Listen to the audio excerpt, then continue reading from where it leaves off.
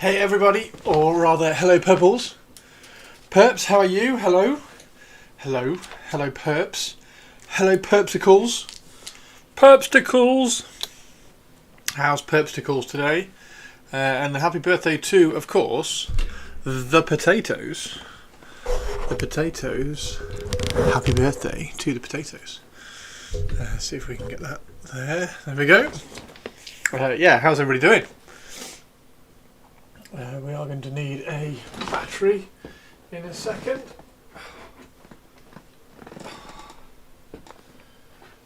Everything's in the way.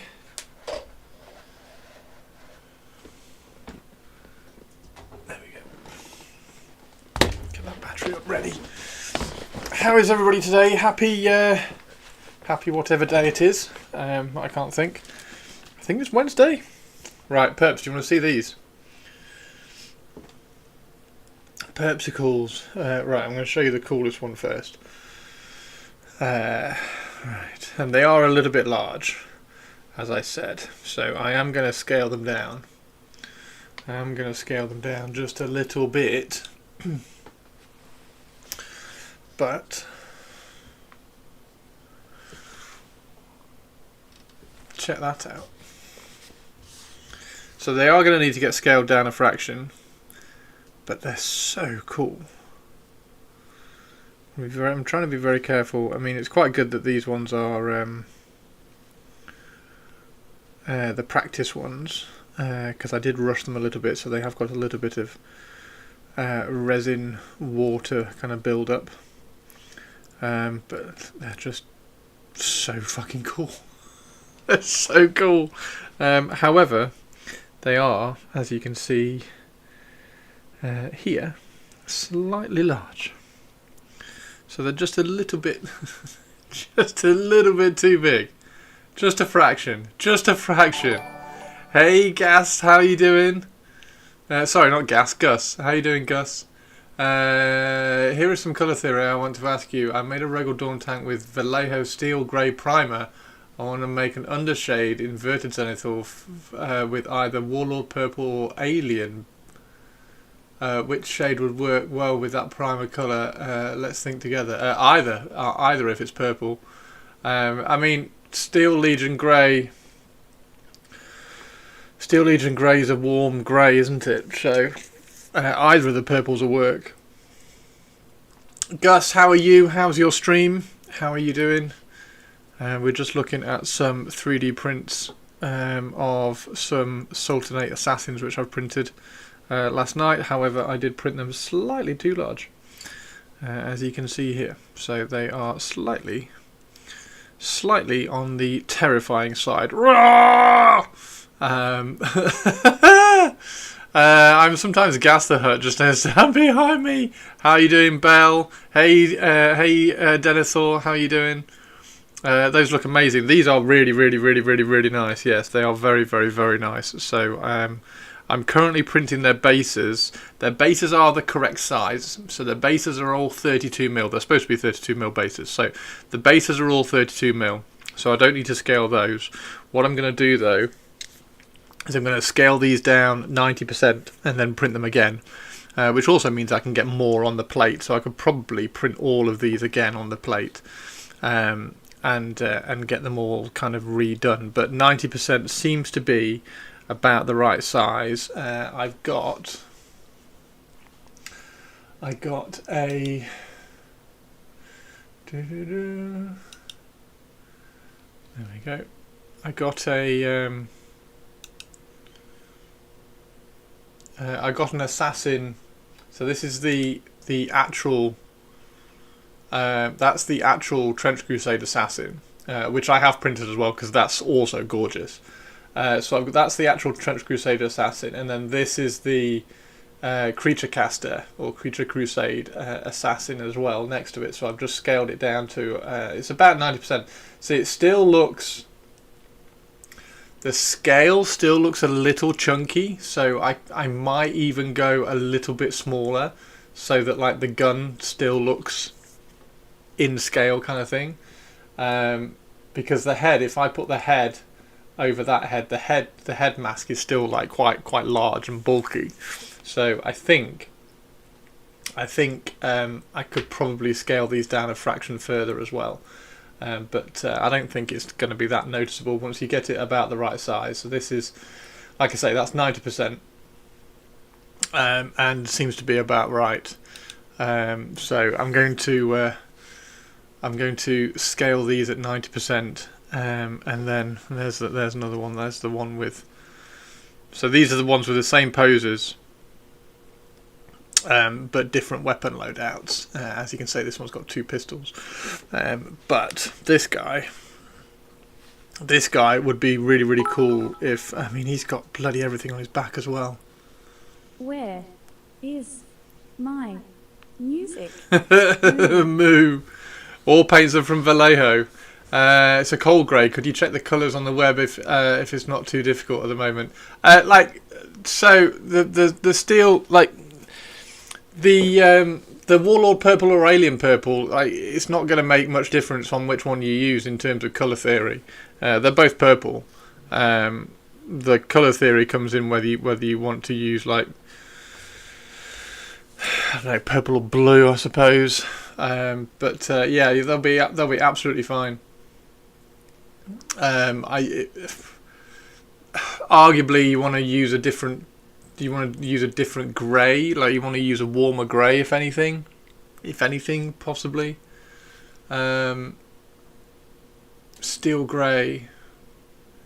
Because then, if you use a warmer one, if you want to use because you want to use kind of cold colours in shadows anyway, so the purple or a bluey purple in the shadows is fine, but you kind of want a warmer grey if you really want to be picky on the colour theory. Yeah, how cool are these? So that's the boss guy. Well, he's supposed to be the boss guy. This boss guy is probably just going to turn into an assassin, like a leader, a master assassin, like these guys. Where's the other assassin? There's another assassin. So that's the male assassin, and that's the female assassin. So the female assassin should probably be a little bit smaller than the male assassin, I would imagine. So I might kind of scale her down even further. But yeah, I mean, the guns. If you look at the gun, and then compare it to that gun. So then you can see the kind of the size difference. So that's the reason why, kind of thing. So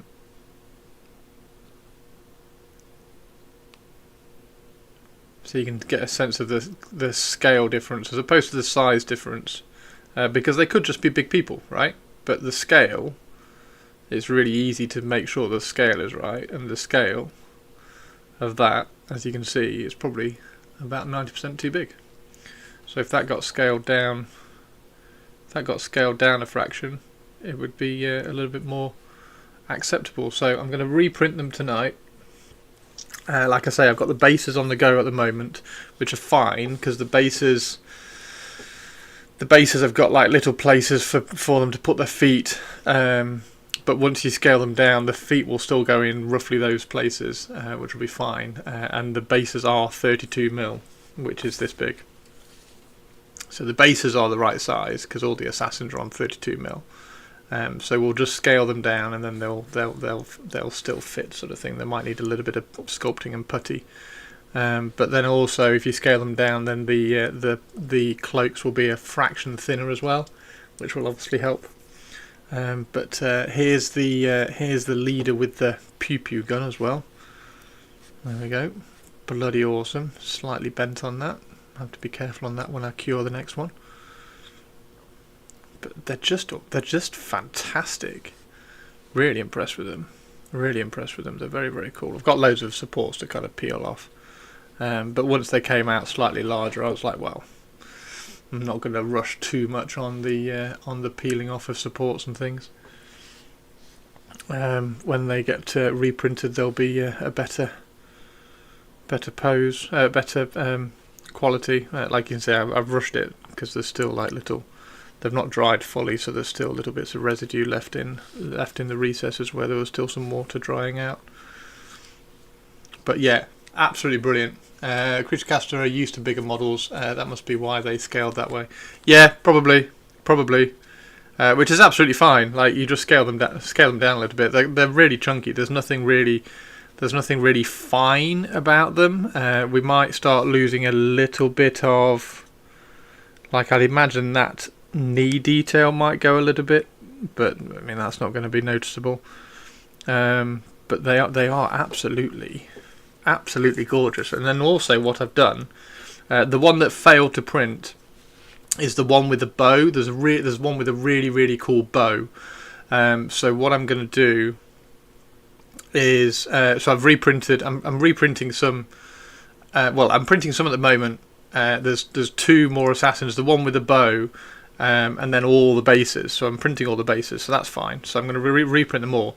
But what I was going to do is reprint some of these in different poses, because then I can cut that arm off there and cut that arm off there, and then replace it so that she's then a pistol and a sword, and things like that, which will be quite cool. And then there's this guy as well. Because a lot of the assassins have really good kind of join points, so we can quite easily kind of swap swords and pistols and things out. He's got a badass shield. Look at him. So yeah, they are really cool. 90% will be barely noticeable. What do you mean in terms of scale? Shirato, yes, you know how you keep coming in saying, have you found those assassins yet? Have you found assassins yet? Have you found assassins yet? Have you found assassins yet? Chris, have you found assassins yet? Well, this is what I've been waiting for, Shirato. I've been waiting for a badass company to actually sculpt assassins. No, in terms of a lot of details. Yeah, I mean, it's just like the really small details. So, yeah. Badass assassins for the assassin list have now been printed. I'm going to sell these ones, so I'm going to stick these ones on eBay, and then I'm going to scale my ones down. But they're fab. They're really cool. Dead happy.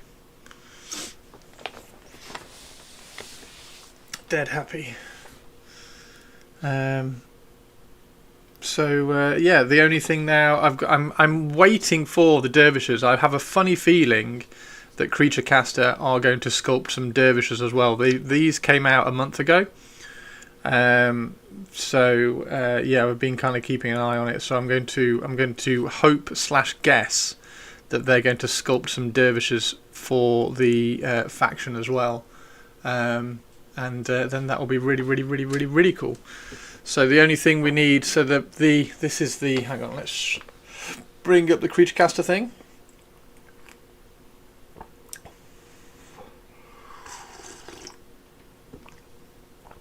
So that's just me scaling them. So that's the the assassin's badass. So I have got that. That would be actually quite a good thing. I must go and get before I 100% commit to the scale of the reprints. I'm going to go and get the assassin and compare it in size and scale. Remember, the scale is the important thing. The size is not as important as the scale. So I'll compare it to the size and scale in the same way as this. Like just do it physically and see if there is like a little bit more of a like scale creep kind of thing. Makes me think of the same one in Necromunda. Yeah, so these have Infiltrator. The assassin can be placed anywhere on the table, out of line of sight, but at least 8 inches away from the other enemy. Now, the cool thing about this, so the assassin gets the infiltrate keyword. Okay, if you take the assassin list, which is a completely me kind of thing, you can then have Azebs as well. Where are they? There we go. Up to 3 Azebs of the warband can also have the infiltrator keyword. So now you can have Azebs as well. Where are the Azebs? So these Azebs can also have infiltrator, and they already have they can already have skirmishes, and they can be turned into you can turn those into fire teams as well. So they can have like a Giselle. So you can have infiltrating Giselles, which would be awesome. And then the other thing in the list is so there's the fire team. So you can have two can be combined into a fire team. And then the other thing is you can have dervishes. So whirling dervishes, just basically like running around with 2 swords and just smashing people up. And you use the Janissary stats, but they can't have reinforced armor, including the armory selection. So the Janissaries. There are the Janissaries, so you can have Janissaries, and they can have armour and equipment from the Iron Sultanate Armoury, but obviously they can't have the armour. Yeah, they're going to be really, really good fun to play around with as well. See how they go. I might have a look at the Janissary. Sculpts and see how they kind of tie in. But yeah, there we go. And the special stuff. So this is a really cool kind of curved one, and then you've got the bow, which is great, and the creature caster wands. Where are they?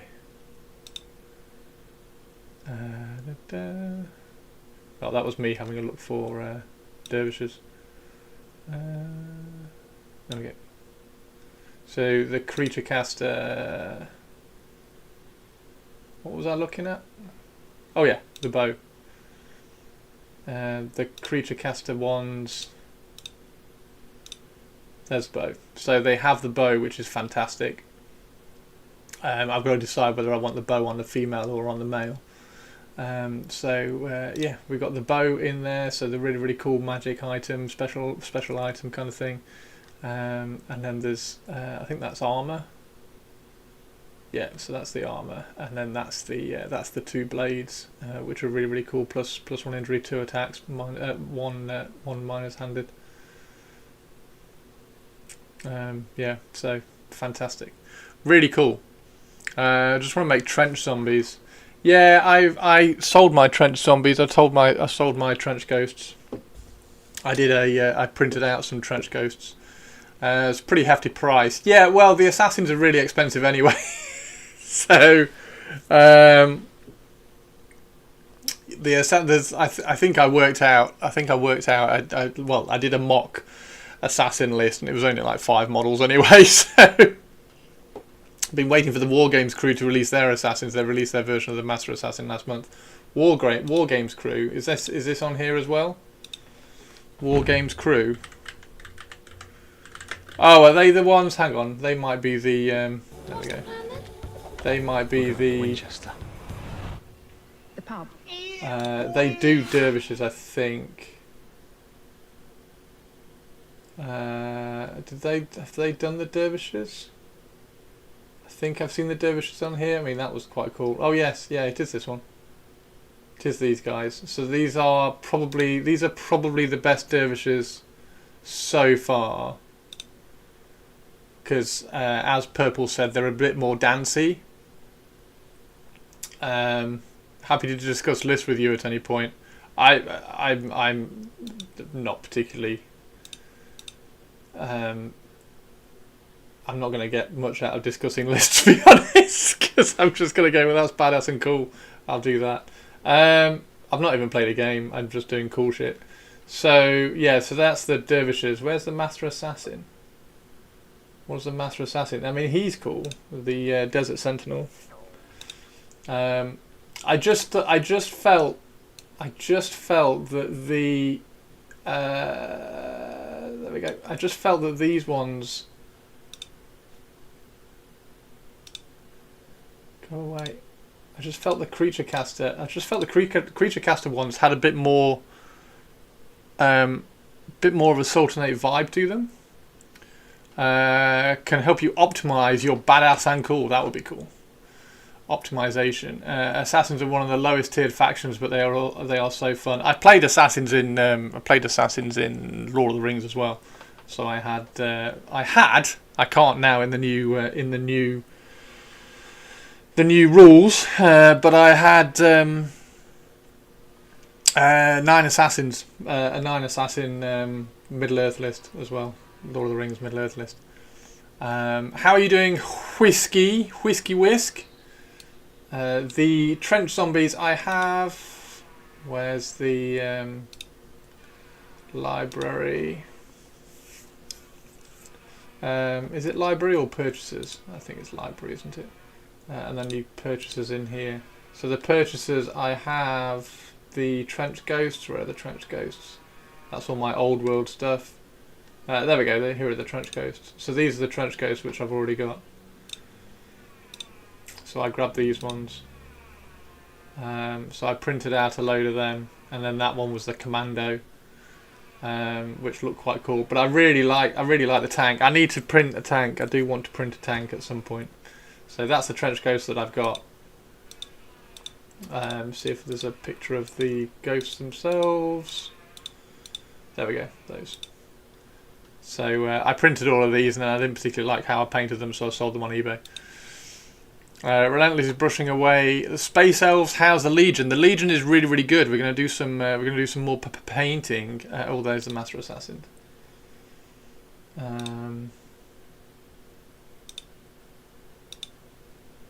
Yeah, I did see him. He's all right. I still prefer the.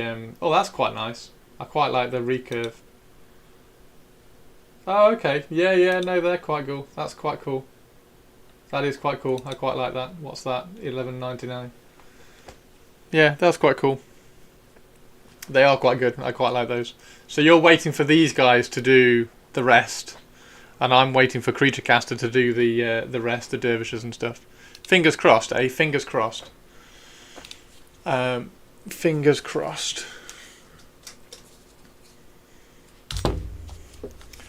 The Legion is looking pretty good. I was working on something else last night. Oh dear. There we go. There. I was working on something else last night, but we are going to be painting. We are going to be painting the assault guys today, which is going to be really, really good fun. Waiting to see what CC does and mix and match the best of both. Yeah, you see, mixing and matching, I think the aesthetics are a little bit too different. I was really close to getting the dervishes from that War Games one that you like, because they were pretty close. But I am going to wait to see what the Creature Caster ones look like, because I have a feeling they will kind of match these ones as well. But yeah, I'm going to print these off again at 90%, just so that they're a little bit smaller. I'll probably scale her a fraction smaller than the male ones, so that she looks even more kind of lithe and rapid. But yeah, absolutely, look how cool these are. They're going to be really cool to paint. They're They're really, really, really funky. So yeah, I've printed off a load of the Heretic Legions. There's the Heretic Legions, and they've got their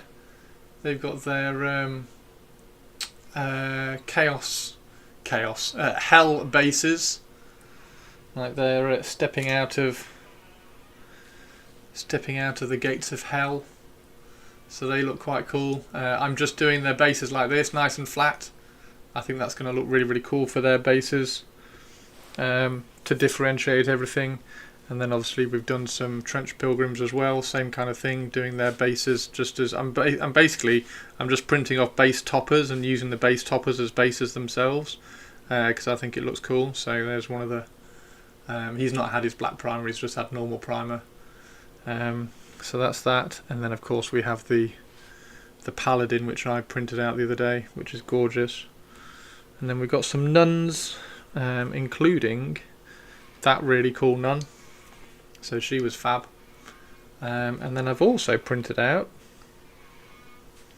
one of the combat medics from Mr. Jar. So that little combat medic is really, really cool. I don't know whether you can hear somebody like planing out of the window, but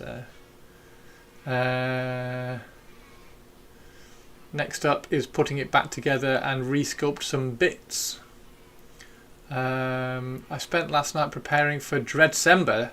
Chopped up a ballistus leg into 3 pieces. Nice. I don't know for Dreadsember.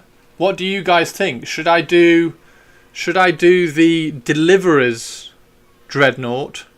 So the Dreadnought using this torso that's been all cleaned up, and it's going to be dark red. So should I do the Deliverer's Dreadnought, or should I do the Moritat Dreadnought? Like, which one? Are the Assassins public? Yes. Yes, they came out a month ago. They came out a month ago. Yeah, we're going to paint some of the assault destroyers today. So we've got 5. We should have 5 assault destroyers. There we go. There they are. So these are the ones we're going to paint today. Get these all sorted out. Although, actually, I don't know, because I haven't put I haven't hung the Raven things on them. So maybe we have to hang the Raven bits on them first. Anyway, what do you think? What do you think to these? I think they're great. I don't quite know what these ones are going to represent, because I suppose you could use these as Janissaries.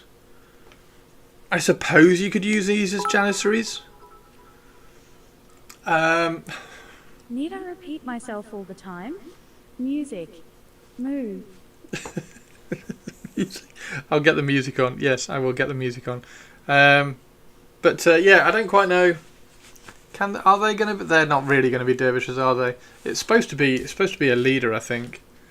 And they're definitely not Azebs. It's just that they've all got kind of different gear on them, in terms of the rifle and stuff. Yeah. Anyway, we'll see. I'm going to reprint them slightly smaller anyway, and then those ones are going to go on to eBay. I mean, you'll need a dreadnought a day, right? So do them all. A dreadnought a day. I'm not painting a dreadnought a day. Moritat. You think I should do the Moritat one? The Moritat idea was really cool. I can't remember who. It was somebody on YouTube who came up with that. So you probably didn't see the chat when he was giving the idea. But yeah, the Moritat dreadnought. The Moritat dreadnought sounds really, really cool. I know that is supposed to be the Black Ferris mercenary. Oh, okay. Then it's not really Dreadsember. Who has 3 different loadouts? The Mumlak Ferris mercenary. Okay, Saturnine dreadnought for the win. I'm not painting a Saturnine dreadnought. Not for the Raven Guard. If I do a Saturnine dreadnought, it'll be for the Night Lords. But to be fair, if I get a Saturnine dreadnought, I'll probably convert it into a Grey Knights one. So yeah, the options for the dreadnoughts are the Deliverer Dark Red dreadnought with the 2 claws, or the Moritat one, because the Moritat one was really, really cool. So I'll get another one of these torsos and do a Moritat. And I can't do... Dreadcember is just painting a Dreadnought in December. I'm not painting a Dreadnought every single day. I'm not painting a different Dreadnought every day, because I can't paint a Dreadnought in a day. That's completely unachievable for my painting.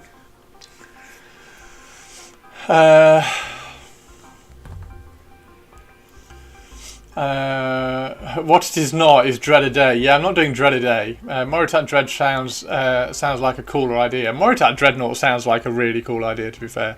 I will have to get... I'll have to get... because I need the legs, so I need two... I'm going to need 2 more Contemptors. Bollocks. Not with that fucking attitude you do not, Christopher. What, painting a Dreadnought a day? I can't paint a Dreadnought a day. It takes me... You know how long it takes me to paint things? Like, this guy got finished. So the video is also finished. I just have to do the video edit is done. I just need to do the voiceover now. So he's come on really well. He's all finished up. Especially the little black eyes as well. I think the black eyes have come out really well with just like a single highlight in them. So yeah, Dreadcember. I'll tell you what. Actually, for Dreadcember, let's do 2 Dreadnoughts in Dreadcember. One of them being the Shrine Anchorite. How about that? How about I do 2 Dreadnoughts in December? One, the Moritat Dreadnought, because that's just going to be black. Let's face it, it's going to be black with some white details and things, as opposed to the Deliverer one, which I kind of want to do next month for a YouTube video anyway. But then I could do a Shrine Anchorite. That's kind of a Dreadnought. That's to Warhammer 40,000 what a Dreadnought is to Trench Crusade. I never do any of these challenges, so the fine print is super important to me in order to hassle Chris. I always do these challenges my own way anyway, so the fine print doesn't affect me. We were never informed of this fine print. Yeah, Dreadcember is literally just so Orktober is just paint an orc. The Orc a Day thing is Purple Spark and Pete's idea. That's just like an extension of Orktober. So Dreadcember is just Dreadnought orientated paint jobs. That's all it is. And then if you want to do Dread a Day, then by all means get loads of little... What are the little orky dreads? The tiny little goblin orc dreads, or the Gretchen orc dreads. Just do one of them a day or something. How about Archonvember? Archonvember? No, we're doing Nunvember. Nunvember is November, so we're painting nuns in November. So I've got a Stigmatic Nun. I've got a Stigmatic Nun to paint for Trench Crusade. I've got another Stigmatic Nun which I'm halfway through painting, and then we're going to do some Sisters. Right, so we need two. Let's move these out. These are really cool though. So what's the mercenary then? Is there I didn't know there was a where are the rules for the Sultanate mercenaries? Stigmatic Nuns, Artillery Witch. Oh, the Artillery Witch is... That's very true. The Artillery Witch is kind of nunny, isn't she? I need to put her on some flames. I want to kick bash an Orc Knob Mega Armor piloted by a Grot. Yeah, the Artillery Witch is rather nunny, isn't she?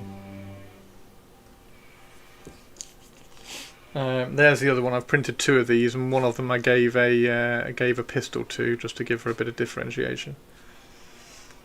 The mercenary rules are the second document. So is that one in the mercenary rules now? I didn't know that one was in the mercenary rules. That's cool. Full download history.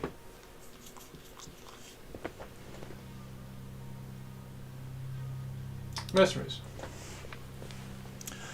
Because I still need to get a Joetic Warlock as well. There's a couple on my mini factory. There's one that's all right, but he's just a little bit too mobile. So if I get him, I'm going to have to like cut his legs and just repose him a tiny bit. I did not know there was a Sultanate one in here. So I've printed the ammo. I've definitely printed that because she's painted as well. She's really, really badass. I've printed him. I've printed and painted her. She's amazing. Right. So it's a mercenary in here for the Sultanate. There's a Duatic Warlock, which is super cool. I wonder whether I could get a. That would be cool. Get a Sultanate version of that. That would be awesome. I'll have to look up for that. Observer is my. This is my favourite character in the whole like Trench Crusade universe. This is my favourite character. He's amazing. So I'm going to do one of them for pretty much every one of my forces. Mumlak Faris. Ah, here he is. Oh, it's that. Oh, badass. Oh, okay. Oh, that's perfect then. So what war gear has he got? Pole arm and trench shield, or sword and pistol, or two-handed sword. Okay, so what's he got?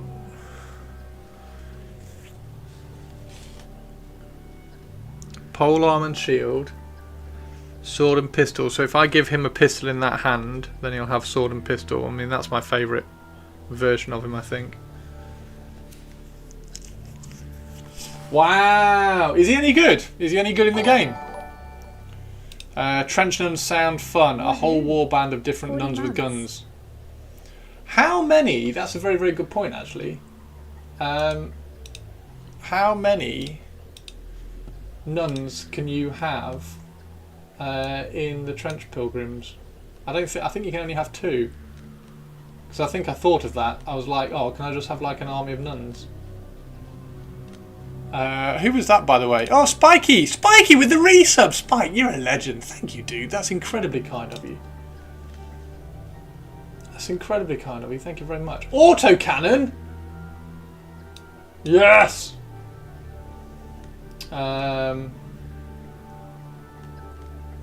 What are these ones? Oh, we got a Spike as well! Spiky Spike! Spiky, thank you for the resub, dude. That's really kind of you. He's good in NA. What's NA? Okay in IS. What's IS? But also IS doesn't have many options. Shrine Anchorite. There's the nuns. Yeah, so you can have 4 nuns.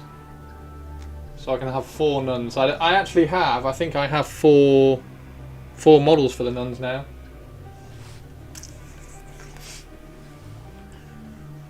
Brilliant. Okay, perfect. New Antioch and Iron Sultanate. Okay. Anything can be a nun if your pipe's enough.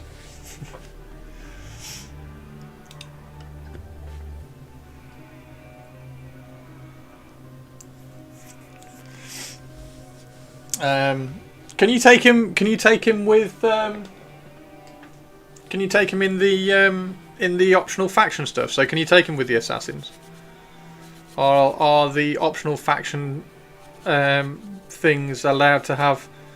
Oh, I'll tell you what, we haven't finished building these yet. Look, we need to glue in the engines. So we've got a little bit of building to do on these before we start painting. We've got to glue in the engines, prime the engines, and then glue the. I mean, he's so badass. Look at him, pew pew pew. I tried to put a little bit of angle on the pistols as well. Put a little bit of angle on the pistols. So we've got to glue in all the engines, and then we've got to hang all the Raven bits on them as well.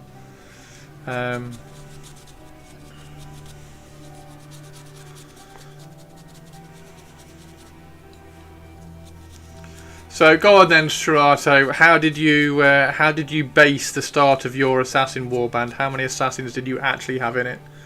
Because I went full crazy elitist, I think, and had all 3 assassins. And then tried to squeeze in like tiny little insignificant stuff. I thought you were dry brushing. No, I'm dusting. Not dry brushing. Why would I be? Why would I be dry brushing? Stop swearing in this Twitch chat. How are you anyway? That's why you were confused. 2 assassins, 2 assassin acolytes, a dervish. Okay, gotcha. So So a Master Assassin, 1 Assassin, 2 Dervishes. I think I went Master Assassin, 2 Assassins, 1 Acolyte. I can't remember what I did. Right, so that's that there. Right, so let's get out of the bits box. So I need the engines, which should be here. There they are. There's 1 engine.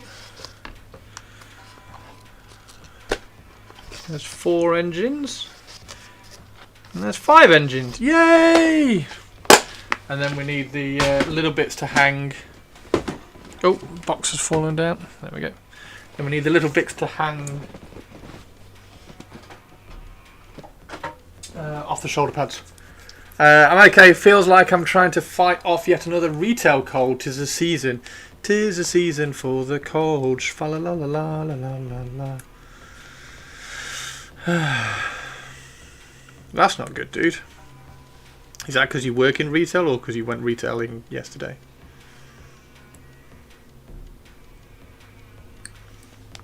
Okay. Getting 2 acolytes up and running as elites to get my wildcard skills was one of my priorities. So what did loadout did the acolytes have? Did you run as shooty acolytes or choppy acolytes to start with? Shooty or choppy or shooty. So yeah. Also, what do you guys think about using the base toppers as bases? Because I quite like it. Because one of the things that I always try and do when I'm doing like new little projects is try and find a way to make the bases unique. Because as soon as you make the bases unique, it gives a different vibe to the model. And I quite like the low profile bases. You love base toppers. Also, I enjoy building bases. Yes, so I do enjoy building bases, but we've had this conversation many times. I can get complete paralysis on bases if I try and get too complicated with them. So recently I've been trying to really kind of simplify all my bases, which is why all of these are nice and simple. They're just cast bits, moulded parts from other things to keep everything in check, and then 3D printing as many kind of simple bases as I can. So I think they're turning out all right actually. And then the other ones, I'm not quite sure what to do about New Antioch. I should probably have looked at the church bases for the Trench Pilgrims as well. So I might have a look at the church bases for the New Antioch stuff. But I think the New Antioch could probably suit these sort of bases as well. Yeah, and I don't know what to do about the evil. Well, the Sultanate have got their own bases, so Creature Caster have done the bases for them. So I'm going to use those bases for the Sultanate, which is absolutely fine, so they should look great. And then the Seven-Headed Serpents, I'm not entirely sure what bases to use for those. Because you kind of want some Hellish Demon bases like the Hell bases that I've got for the Heretics. But you also want them really organic, don't you? Because they're very organic-y. Oh, Sinister as well! Guys, we're going to have an absolute subathon. We haven't had a subathon for a while. We need to get a subathon going. Thank you very, very much indeed. Mud and dirt everywhere. Now, that's the other thing. Because if you just do mud and dirt everywhere, this is one of my things with Trench Crusade that I want to try and stay away from, is it's just brown. It's very easy just to have everything looking brown. So as much as I would really like to kind of tap into just like mud and dirt and blood and like water and dirty puddles everywhere. It just makes everything look brown. Because then you end up with like the trench pilgrims, and the trench pilgrims aren't very rich, so they just end up with like brown scraggy weapons and armour and stuff.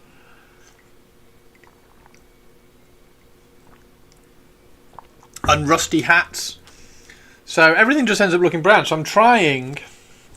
I would really like. I mean, that's one of the reasons why I've done these with the red, because I think that would look really, really cool. So if I can do like flamey red, that'd be quite good. Now, one of the things that I was wondering about with these is that I should probably have painted the bases before I glued the models on, because it'd be quite easy just to dry brush. Shock horror. It'd be quite easy just to kind of do the recesses and then dry brush over the top.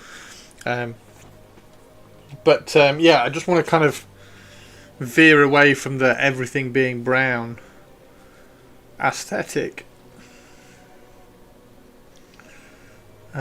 which might end up being, well, just make the models not be brown, and give them some cool kind of uniforms and colours within the models, and then accept that the bases are going to be brown because that's the environment / atmosphere that they're fighting in. Or could mean that we can do something slightly more interesting. Khakis, burgundies, tans, ochres all fit really well into the brown territory too. Bought some trench STLs for my bases and plan to make them windswept with sand from the desert. Trench STLs? Oh, which trench STLs did you get? Yeah, that would be really cool actually, just kind of like covering them with sand. That would be quite cool. Like the Sultanate stuff I'm not too worried about, because I think the Creature Caster bases have kind of worked out okay for them. I think that's sort of worked out.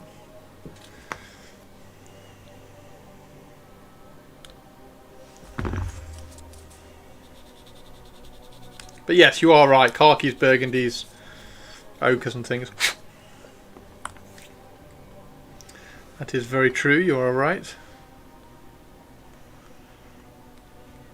But yeah, I just want to make sure that I'm not veering too far on the everything's brown step.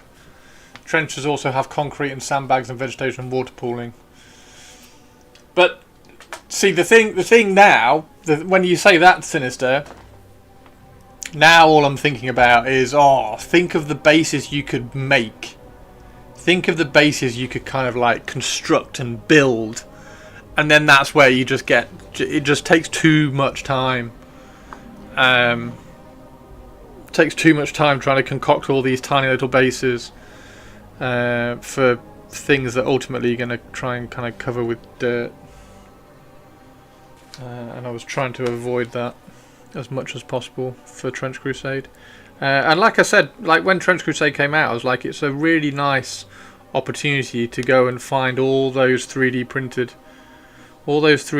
stuff that we don't have a reason to use anywhere else. All those really cool sculpts and models that we don't have any reason to use anywhere else, and the only reason why we'd print them is because they're cool models and we paint them and sit them on the shelves. Now we actually have a reason to use them.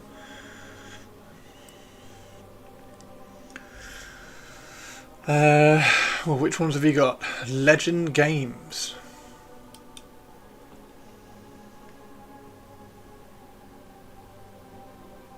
Oh, okay, you got those ones. Oh, nice. Very cool. Very cool. You printed those out yourself? Yeah, they're pretty good, aren't they?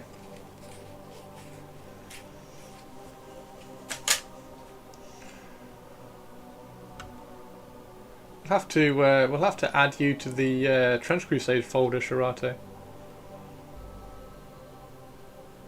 I do like the cross. I do like the cross. The cross is cool. I should probably try and print a cross at some point. If you want to take the amount of care and attention you'd put onto one base and spread them over 110%, you get a happy medium. Yeah, I still like it's too much procrastination on bases, I find. For me, just for me.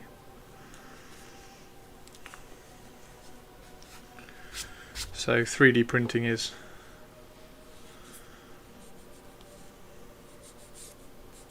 just end up You just end up taking. I mean, you can quite easily take fucking all week just making bases, and then you've got to try and fit them to each model, and yeah. So I'm trying to simplify.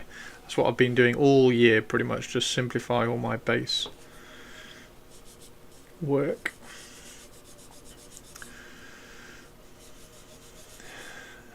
Yeah, that's exactly what I'm doing. Trying to find a nice base, be it topper or whatever. I mean, I'm only using base toppers. So I've scaled these base toppers up so that they are 25mm. So they're not going to be sitting on top of a base or anything. They're just going to be a base to themselves. There we go. So yeah, these are just going to be the base themselves and just going to sit on the table like that.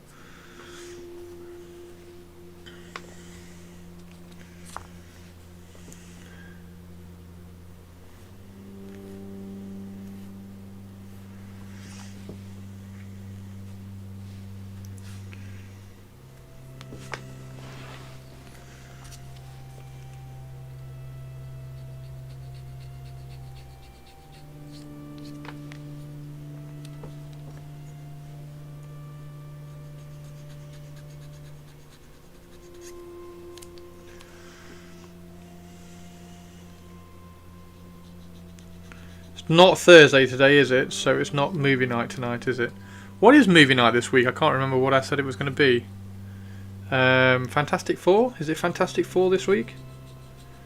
It is Fantastic Four, isn't it? Because it's Superman next week. And then it's Jurassic Park. That's it.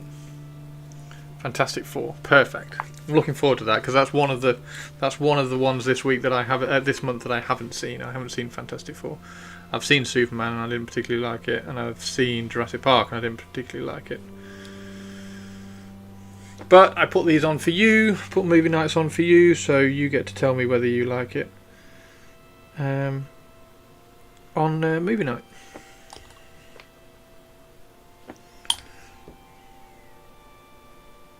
There we go, there's another one. Let's do this one. What was it last week? Oh, Thunderbolts. Thunderbolts was very good. I quite like Thunderbolts. Second viewing, it was rather good. And then there was something a couple of weeks ago that was fantastic that I was really surprised about. I think it was Resident Evil Purples. Might have been Resident Evil. One of the Resident Evil films was just like massively entertaining. No, it wasn't. What was it? Oh shit! What was it? It wasn't Resident Evil. What was the one that we had after it? Oh, Mortal Kombat. Fucking hell, Mortal Kombat was awesome.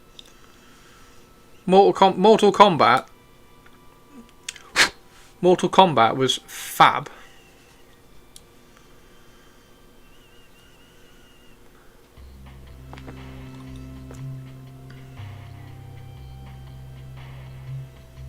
Yeah, Thunderbolts was pretty good. Mortal Kombat was brilliant. The Resident Evil films were a nice surprise because I actually like them. And I hadn't seen either of those, so I was a bit unsure because the games are so good. Well, the game that I played, I've not played any of the subsequent ones. I only played the original because that was when I was at school. Came out when I was at school.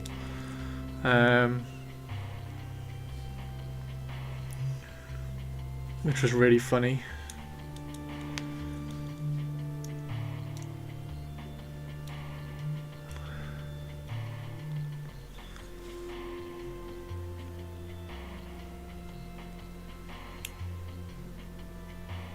Oh, have I not sanded that one down? No, I haven't sanded that one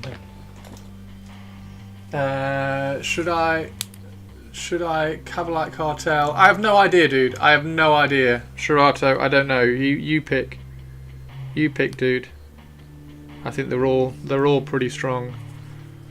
I mean I would go Cavalite Cartel, but that's me. But I mean, witches are so good, so maybe you just go with loads of witches.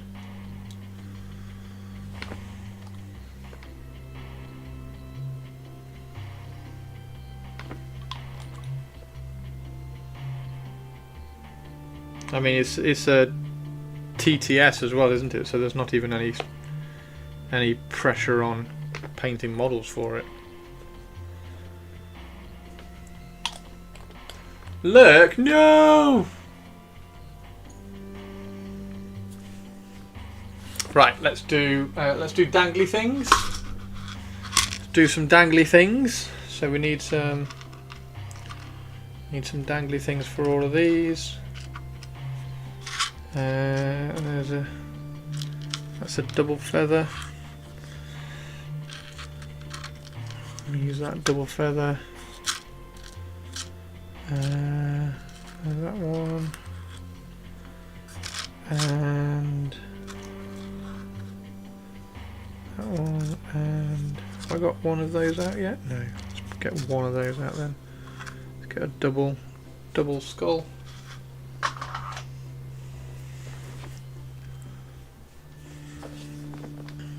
Witches are fine. Witches are amazing, dude.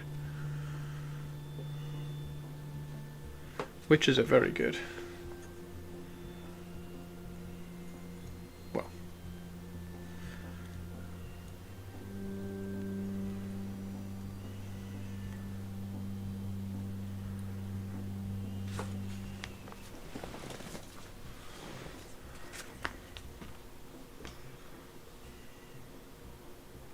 Hope you have fun whichever you pick.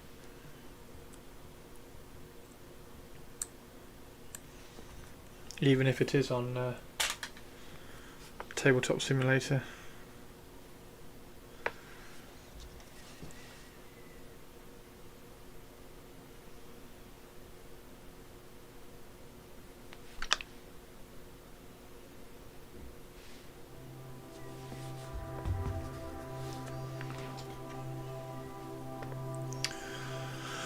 Let's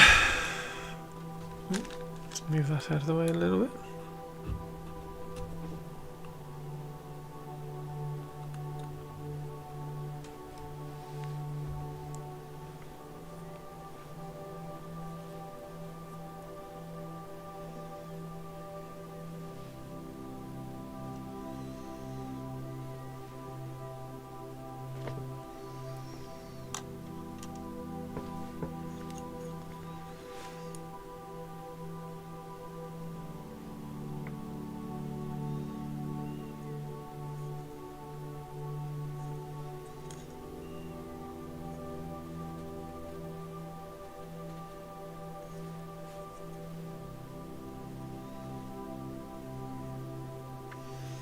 Dangly bits. I guess thematically Cavalite Cartel makes most sense, and I can always transition to something different. Treat my Ascended Lord as other types. Yeah, that one's broken, so that one needs to go. I mean, I would actually I would pick something that you haven't got the models for, because it's TTS, so you get to play around with stuff that you haven't got the models for.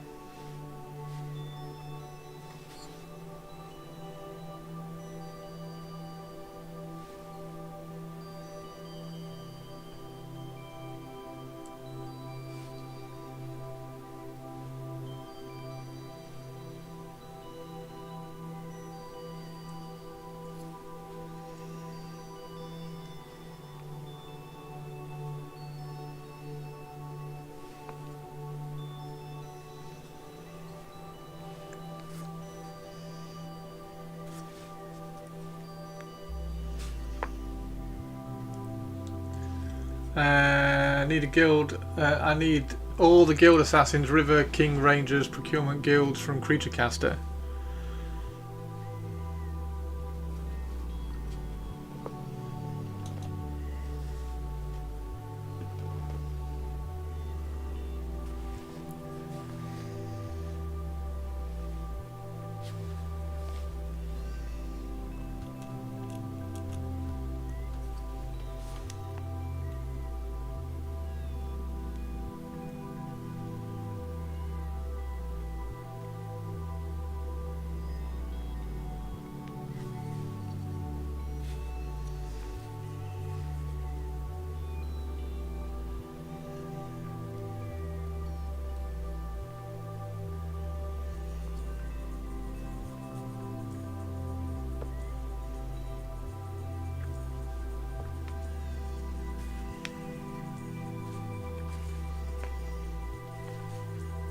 And then the claw.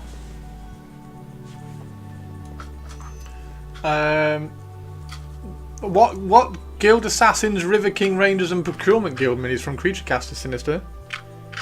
I am not aware of those.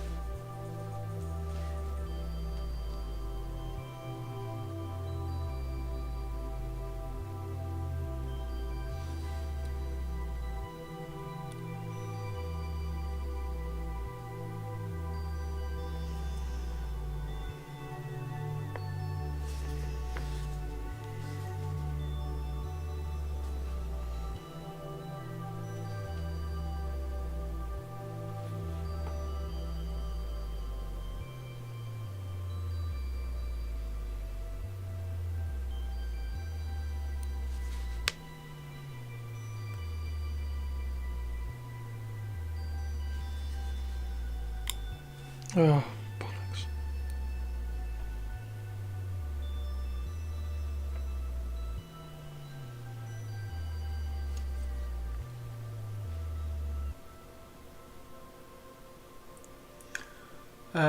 They're in the Mortal Racers miniature section. Let me go have a look. Let me go have a look.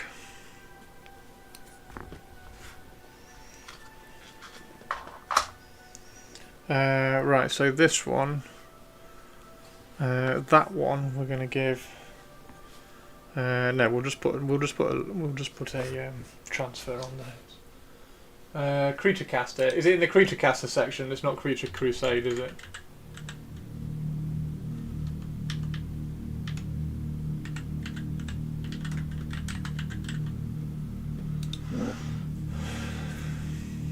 Oh, there we go. Oh, on the Creature Caster website. Oh yeah, they're really nice. Oh bloody hell, they're really nice.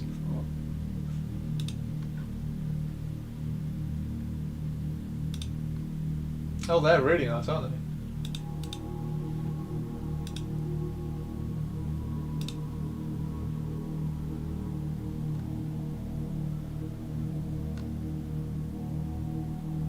I'm glad they've got all their models on. Where are the Guild Assassins? Glad they've got all their models on their website now. I was thinking about getting these for and running these as Horus Heresy Demons as well. Guild Assassins.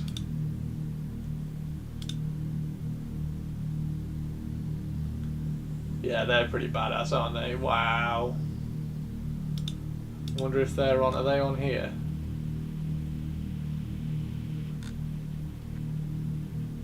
That's the Rangers. That's badass. That's badass.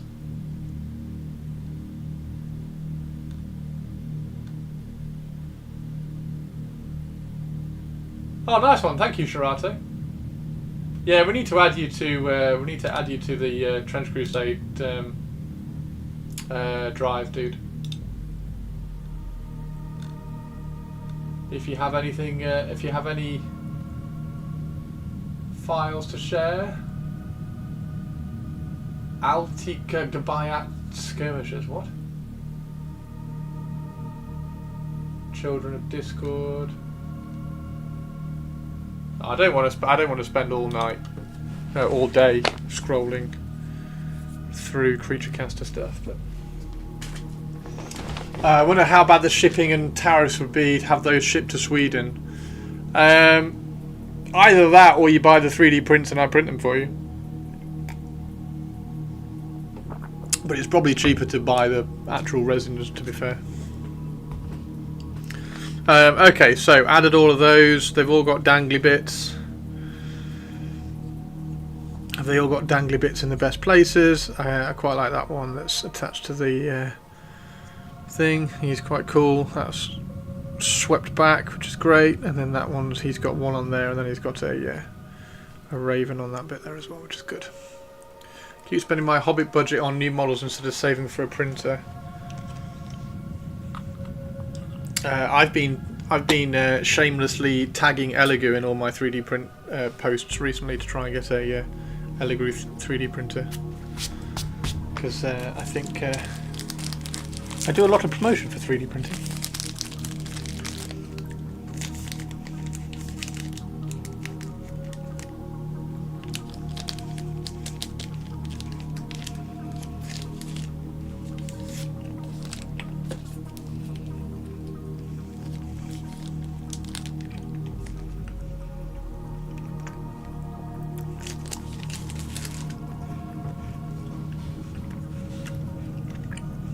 Okay, so we'll just pop those there like that.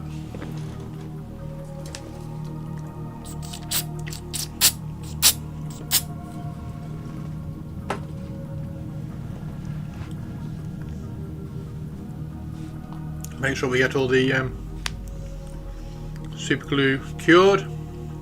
He's definitely going to have a raven symbol on there. They all need their white. Right, okay. This is going to be awesome fun. Yeah, I'm glad I am glad I got these. It's quite scary actually. Look how big they are even compared to a Space Marine. They're fucking huge. Why did they scale them that big? So definitely scaling them down a little bit. And then I'll probably clean them up as well before I cure them. I just rushed these ones today because I wanted to show them to you all on stream. So to be fair, I have rushed them a little bit, hence all the residue that's been left on them a little bit. But they are fantastic, aren't they? Wow. Wow, you could almost do some really cool freehand on the cloaks as well. And then this guy. So I don't need to print that guy then, right? Because he's got the wrong loadout for that mercenary, so I don't need to reprint him. So I just need to reprint him and him, because they're the two loadouts for the mercenary, shield and pole arm. And then that I mean, I really like that pose, to be fair, with the big shield, but that sword is phenomenal. It's really, really cool, and it might even be worth printing another one of these and just cutting it off and putting it on an assassin, because it's that good.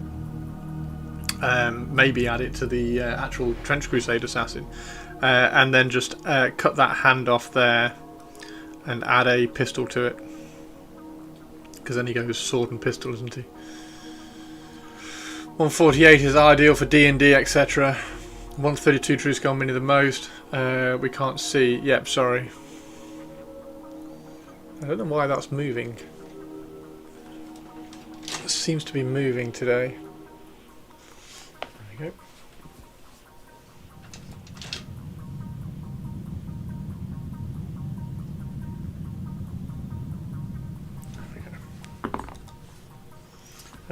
And also, we might be zoomed in. Are we zoomed in? No.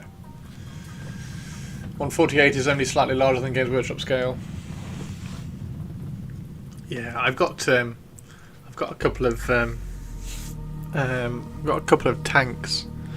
I've got a 148 scale Swedish tank hunter tank. I can never remember the SSK78 or something. I can't remember. It's like the really, really badass tank hunter tank that's got the barrel that grows out of the that's attached to the chassis, and the elevation is controlled by the tank's tracks. The tracks like move the tank up and down. So I've got a 148 scale one of those because I love that tank. It's really, really badass. Yeah, right. Anyway, let's get this done. And I had to get this guy out for a video earlier. I've recorded the intro to a video, new video which I've started recording, which you'll see in a couple of weeks. So that's all started at least. Oh, Purples. I don't know whether Purples is here actually. There you go. There's the Hell Knight as well.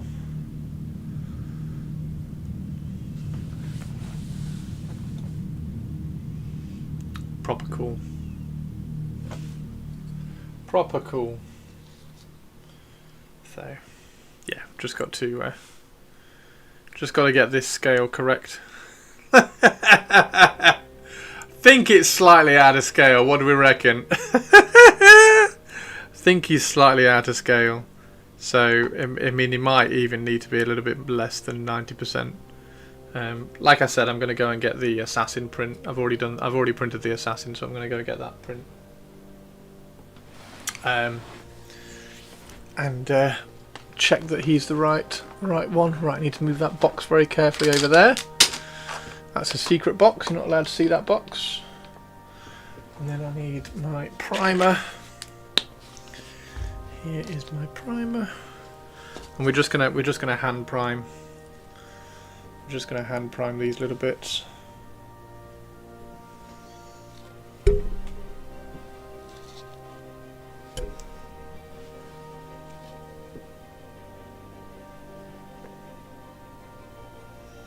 Because it's really not going to matter.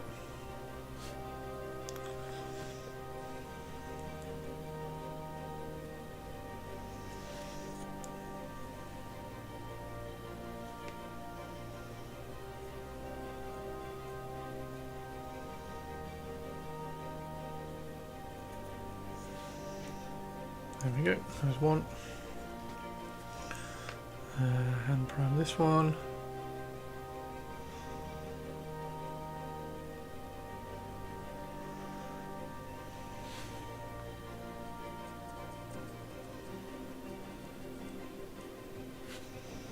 So we paint we brush paint all of this anyway.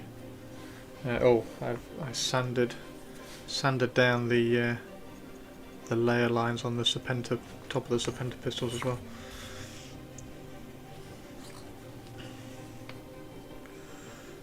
So yeah, we're hand painting these for the texture anyway. So there's no airbrushing on these. So it's not going to matter if we brush paint the primer a little bit.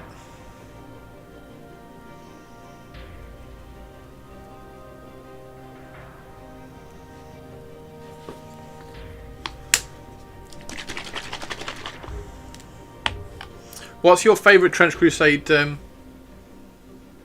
faction, Shirato, from the ones that you've played?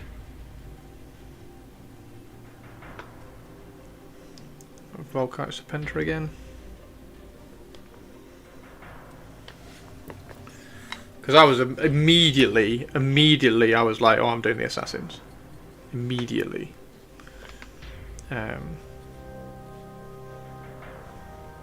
Any assassin warband, and I'm like, yeah, that's me.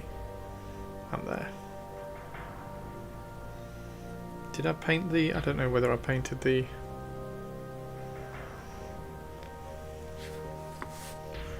That one. Oh, I did. Yeah, there we go. There we go. That's the one I have done.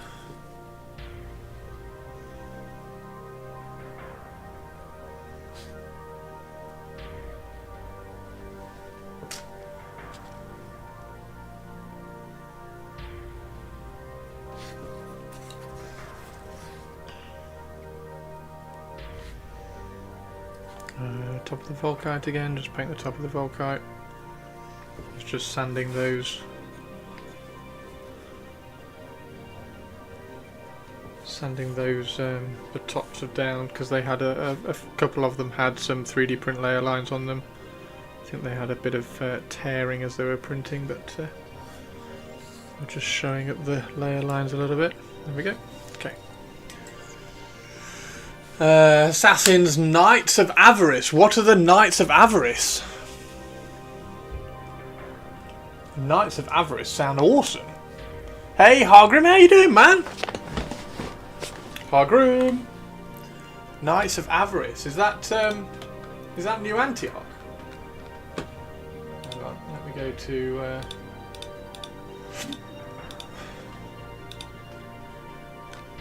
I need to look at the warband variants more. Heretic Legion work for Maman. That sounds cool. Where's the Heretic Legion? Because like initially, like the first one that you go to is like, oh, Trench Ghosts, they're cool. But then you're like, nah, can't find any cool models for Trench Ghosts. The House of Wisdom. House of Wisdom are the Sultanate ones. Why the House? What's cool about that Knights of the Wisdom ones? House of Wisdom. Where's the Heretic? I don't know in what order. I don't know why they've done them in. Ah, there's the Heretic one. Heretic's first, isn't it? Warband variant. Naval Raiding Party is quite cool. Trench Ghost is quite cool. Knights of Avarice. There we go.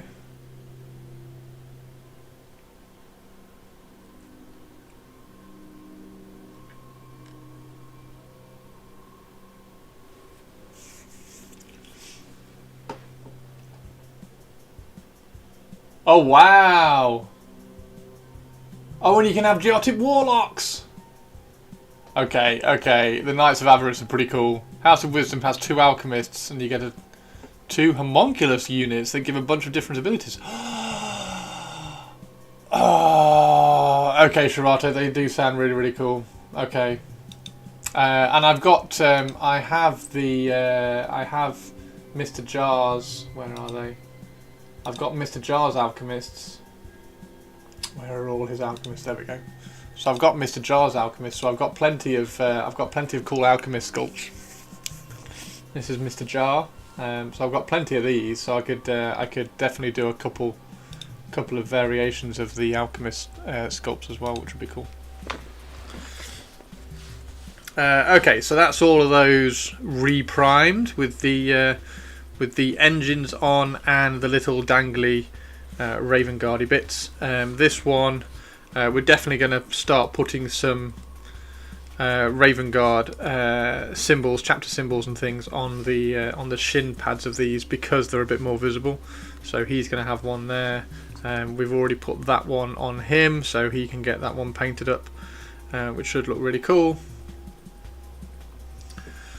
Etc, and he can have one here as well because they're just for some reason they're just a bit more visible on those. Okay.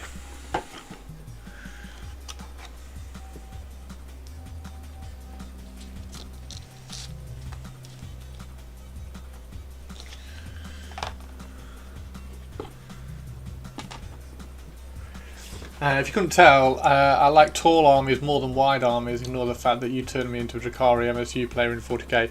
I flip between the two, to be honest. I really like tall armies in terms of being able to focus on a theme, but I really like huge infantry-based armies. So the best infantry-based army is the Imperial Guard, right? It's just like infantry everywhere, and I love infantry armies. And I always veered away from Imperial Guard because I knew how much I'd like it and how cool it would look if I was able to paint all the models. So I do now have an Imperial Guard army that was kindly helped by Games Workshop because they sent me the new Imperial Guard box when it came out. And then I bought myself one, so I added to it. So I think I have 90 Imperial Guard infantry. and then I've got a few of the tanks, and that's being painted up like the City Fight blue, the kind of the dark navy camo blue, which the City Fight scheme was. So that should look really cool. And that's probably why I like the idea of the Trench Pilgrims as well, because the Trench Pilgrims, like, get them cheap, get loads of base infantry around, and do that, and then have fun and play around with the war bands that have just got like 4 models in. So yeah, and I absolutely adore Assassins. I absolutely love Assassins. I don't know why I have never played Assassin's Creed, because I love Assassins. Assassins are absolutely awesome. So yeah, I have bought Assassin's Creed, so I did grab it. It was on offer on Steam a while ago, so I do actually have Assassin's Creed now. Whether I'll ever play it is a different kettle of fish. Got 10,000 points of 5th Ed Imperial Guard. Oh. Yeah, you see, I've got. I need to do. That's one of the videos that I definitely want to do. I need to buy another Chimera, so I can convert up another Chimera Russ, because I'm doing all my Lehman Russ are based on Chimera chassis. They're really wide. They look absolutely awesome. So I need to get another Chimera chassis so that I can video it and put it on YouTube, because it looks so badass. Wait. Loves infantry, loves assassins, doesn't play Skaven. I tried. I had a Skaven army in AOS. That was the first army I did in AOS. And I probably, to be honest, I probably gave up on it too early. But that was more an AOS problem than a Skaven problem. I bought my friend's Skaven army that he had built for Kings of War. So they were all on. The way Kings of War works is that you have a base. So a unit has a base, and it's almost like a diorama. You do a unit diorama, and then that unit takes up a certain size. So you get a size of a base, and then you do a diorama on it to represent that unit, and then you keep track of how many wounds that unit has taken. So it was all on square bases. So I snapped them all off the square bases, the big square like diorama bases. Snapped them all off those, and then based them all up for AOS. Had 2 games. One of them was I played Gav Thorpe's Dwarfs, and then I played Martin Morin's. What did Martin Morin have? I think he had Khorne. Anyway, I played 2 games with them, and I was like, this is all right. And then I just completely fell out with AOS. And got rid of them, but I'd converted the Doom Wheel. The Doom Wheel was like leaping over a big pool of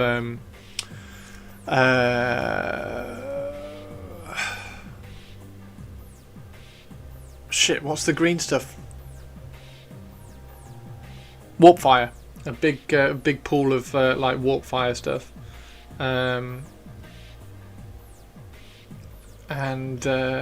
yeah, and I have, of course, because Games Workshop sent the AOS box a couple of editions ago, I have all the Skaven from that as well. So I could get all those based up and have a Skaven army for that, which would be quite fun. But yeah, I did. So Skaven were my first AOS army. And I really did try and get into AOS. And then I sold those, I put them on eBay and sold all of those off. And tried to do Khorne, so I did Bloodthirsters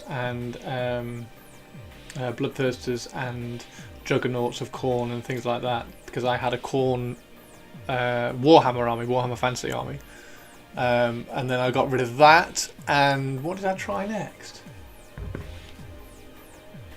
Can't remember what I tried next. But I tried 3 AOS armies until I was like, oh, just not for me. And then I got dragged back into it with the idea of doing Idoneth. So I do have the Idoneth, and now I do have all the elf AOS armies in various sizes, and of course tons of skeletons, because skeletons are amazing. If If you paint a new Skaven army, I will literally be glued to the screen my entire time. So if I get the Skaven from up in the loft and start painting those, then I'll have Spike as a permanent viewer. Is that what you're saying? Including those 10,000 points were like 9 Lemon Rust, 3 Bane Blades, 6 Chimeras, and some artillery. Yeah, I need to buy another Chimera. I need to get another Chimera so I can do that video. Because have I shown you? I'm pretty sure I've shown you the tank. But the Chimera Rust look really cool.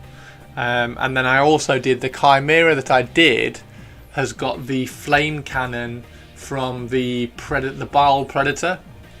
So I've got the Predator turret on a Chimera to make it a Hellhound. So the turret is set back on my Chimeras, and the turrets are set back on my Chimera Rust as well. And they still have the sponsons on as well. So I scratch built the sponsons to put to fit onto the Chimera Russes as well. So they just look really, really, really, really, really badass. And they both have bulldozer blades as well. They just look really, really cool. So city fight Chimera Russ. Yeah. Right. Okay. Shall we get these done? Oh, that's a point. I need to find my 40k Beaky helmet. Yes, if I need another surgery and we'll be off for a few days, I'll let you know far in advance so you can coordinate. I shall do. Yes, that sounds like a good idea. If you get time off work in any kind of period of time, dude, let me know and I'll do Skaven. We'll batch paint Skaven.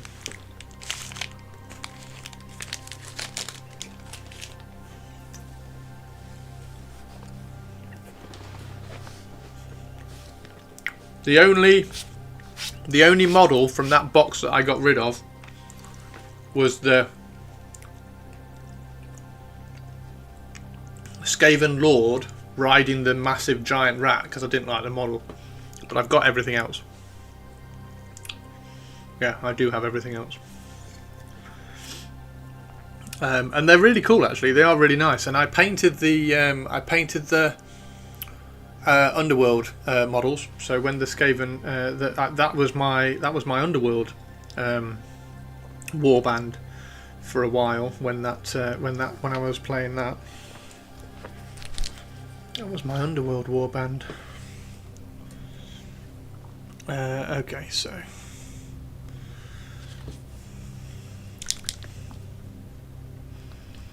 the new Skaven had one of the Lord on the Norbeast. That's it, the Norbeast. Yeah, I didn't really like that model, so one of my friends wanted it, so I was like, yeah, sure. So he had that. He just really wanted to paint that model, so I was like, yep, you can have that, that's not a problem. Right, so I think that needs a touch of black. There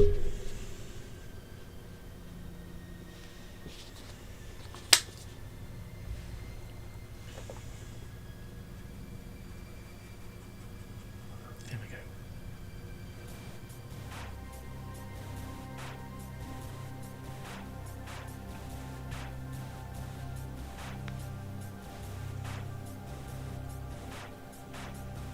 Let's paint.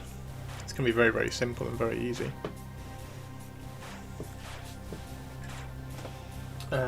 I need to clean this brush properly, because as you can see, it's got a little bit of turquoise on it from when I did that.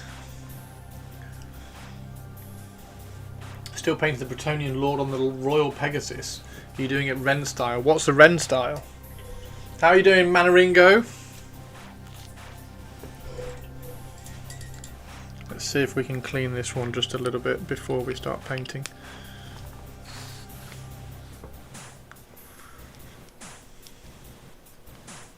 Yeah, that's cleaning. You see all the turquoise is coming off already, look.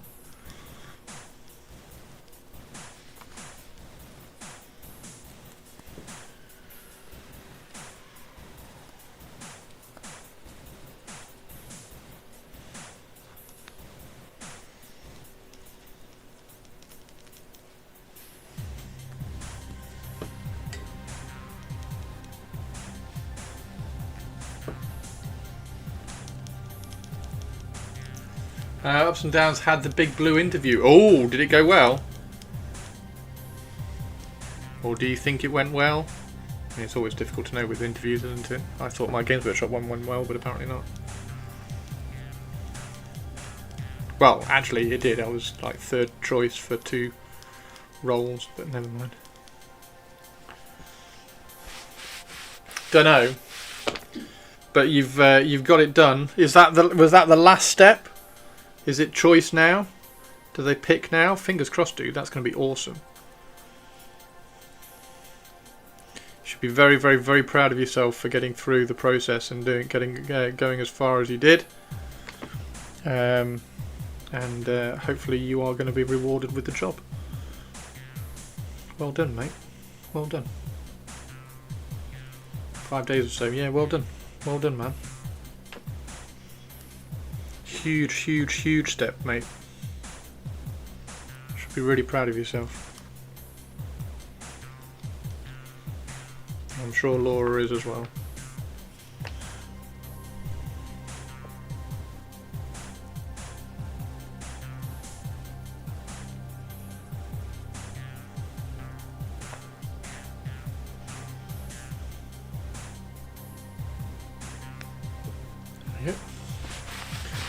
Landing up other stuff too was a long process for IBM. Yeah, well, nice one. Excellent.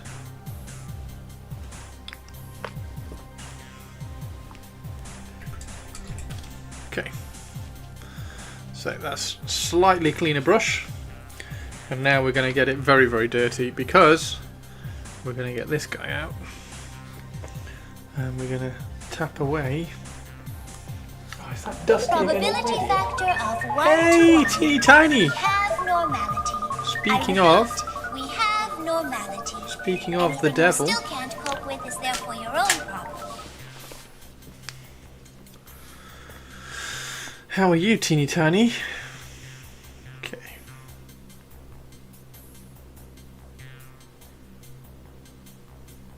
So you want to very carefully and slowly just build this. So the process which I'm doing, that I'm painting all of these in, it is reasonably quick. So it's not well, it's not like slap chop quick, but it's reasonably quick. It's probably a tiny bit slower than airbrushing. However, there's no effort. Like there's no effort to doing this. It's like a very nice, like, just chill out, stick something stupid on the TV while you're doing it. It's a very unintensive kind of process of painting them, so you can get loads done in no time because you just sit here and like just slosh paint on.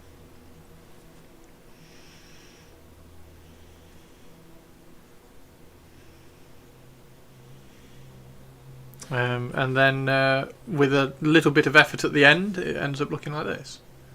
Like you put all the kind of the painstaking effort, if you like, in at the end, in the last like 10%, which means that you can do like really casual, lazy stuff. Not particularly lazy, but really casual stuff like this for the other like 80-90% of the model painting. And for me, that's seeming to make painting the Raven Guard army, the whole army, not just like, we're not just doing like individual models here, painting the whole army. It's making it feel very achievable, which is good as well, because I don't know whether you heard, but I have got Pardo from SM Battle Reports saw me working on my army and he was like, oh dude, we're going to have to get you over for a battle report. So as soon as the army's done, I have an invitation to go down to Gibraltar and record a battle report with the SN guys. Which would be really quite nice.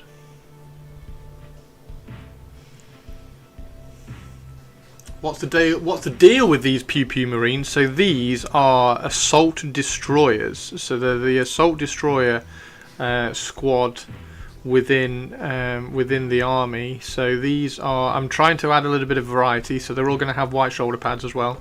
So all the destroyers, even the land mounted ones, if you like, are all going to have the white shoulder pads, which is going to be cool. Try and give a little bit of variety into the army. I'm going to try and use loads of transfers on their shins as well, because all their shins seem to be quite visible, because they've got two pistols in each hand.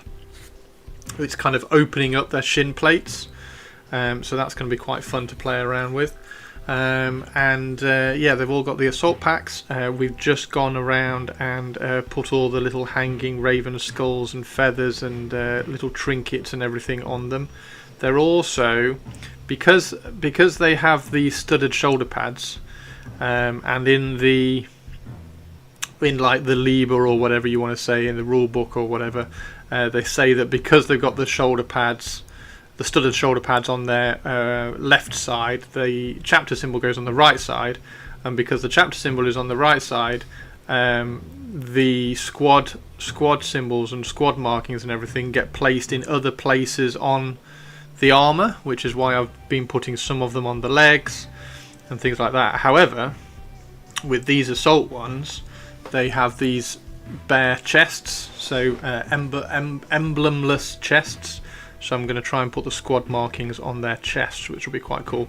Now I don't know what kind of I don't know what role the destroyers are. I don't know whether they're like support or fast attack or elites or whatever, so I'm going to have to check what role they are, so that I can put the appropriate designation on their chest. But I think they're elites, but I don't know. So I'll have to double check on that before I pick which one we're going to put on the shoulder pads. Is he the guy that does games on a boat? Is what the guy that does games on a boat? Pardo. SN Battle Reports. He does no retreat. So he does the no retreat thing. It's over. It's not on a boat. It's over on. It's over in Gibraltar on the island over there. He's got like he rents one of the rooms in one of the hotel suite things. It's kind of like a con. It's invite only. I had an invite to a 40k one, but sadly it was in the middle of lockdown, so I couldn't go because I ran out of money because I didn't have a job.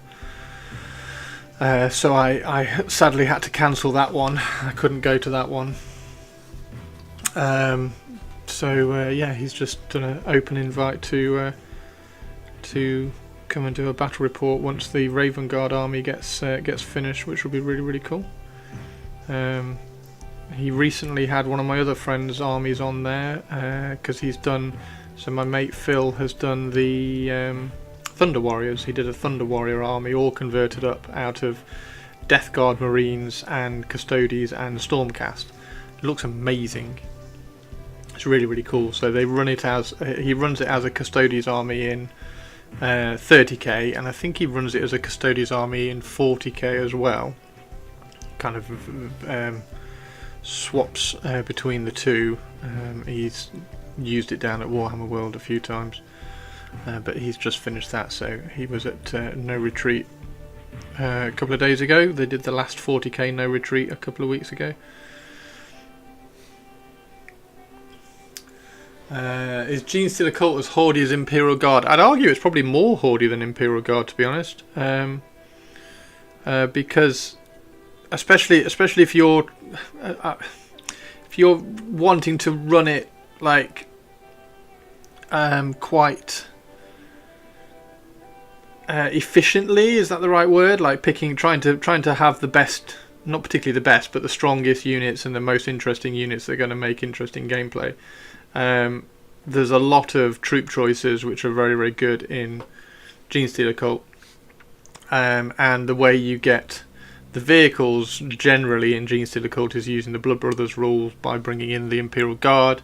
Yes, you can have the trucks and things from Genestealer Occult in there, but generally you pull them in from the tank stuff. So yeah, my few friends I had a couple of friends who played Genestealer Occult at things like the LVO and the LGT. When I went to the LGT, my mate was running Genestealer Occult there, and they tend to be very infantry heavy. Another army that I would absolutely love to have a really nicely painted army for, because of the infantry based look of the Genestealer Occult army, and the models are absolutely gorgeous, but mine would be very much neophyte based. I'm not as much of a fan of the acolytes as I am the neophytes. The neophytes are absolutely gorgeous sculpts. They look really, really cool, so I would have loads and loads of neophytes, a couple of units of acolytes, and then things like the what are the ones with the big rock drills and stuff. Can't think what it's called. Can't think what they are. But I've got abominations in my head, but that's wrong. Yeah, that would be really, really cool. And then pull in some blood brothers as well, and probably not have many rock grinders, and just run like blood brothers and Imperial Guard tanks and stuff. I think that would look really, really cool.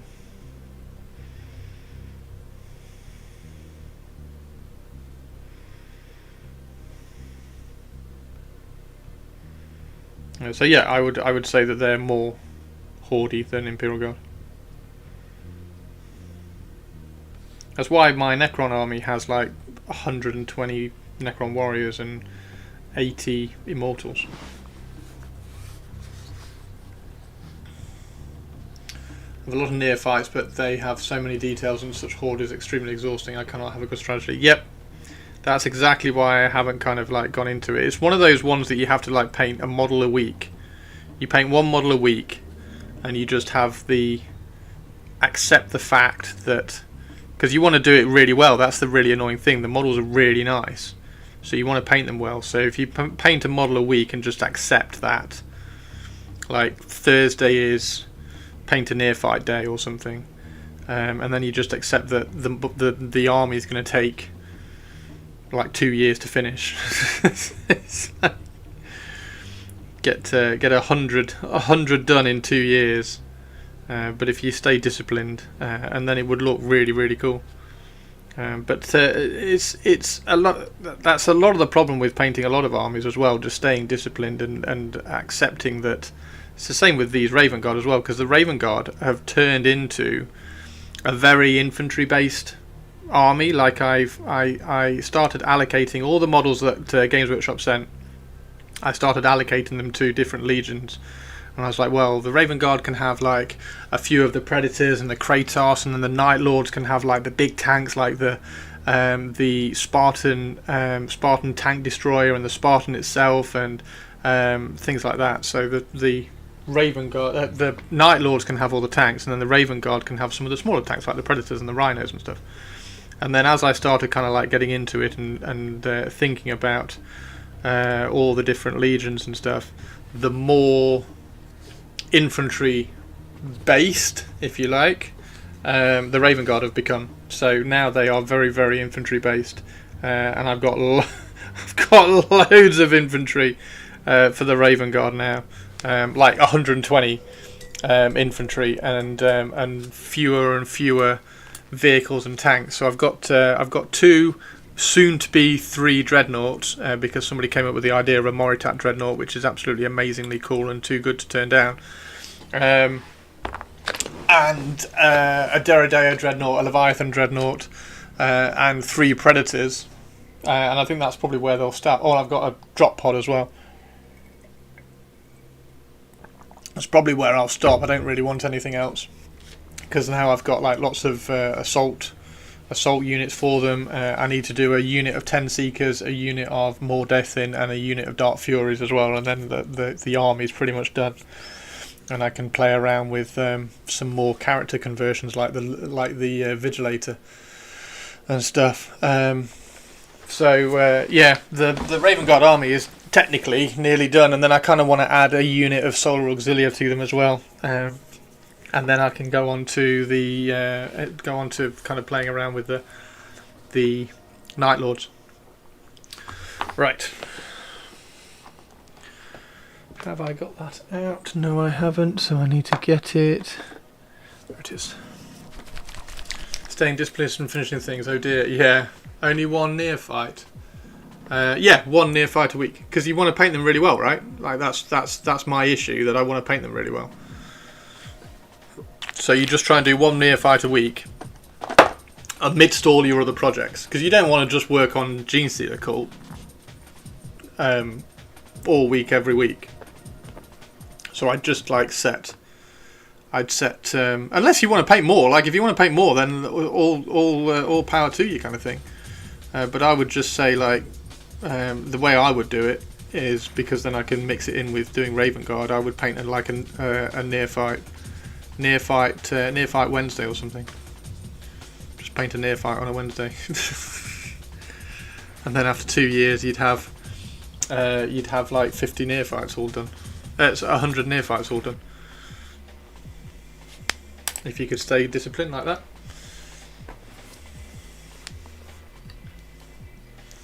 Which probably wouldn't happen.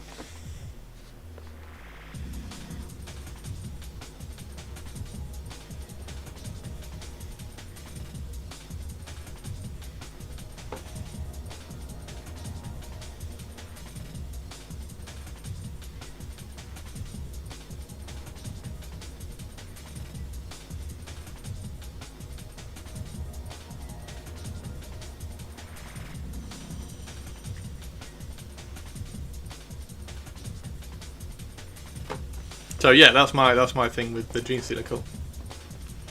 Because they're gorgeous, they look amazing. But it would probably take me a day to paint a neophyte. Because like the reason why these ones are so quick to paint is because they've got very little kind of detail on them. The Horus Heresy. The new Horus Heresy models really lean themselves to this kind of quick painting.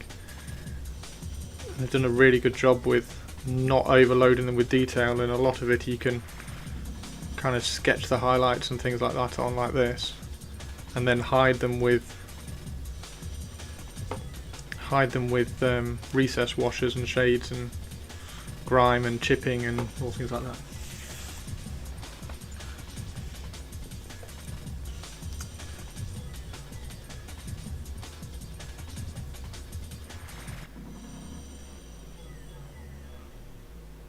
So yeah.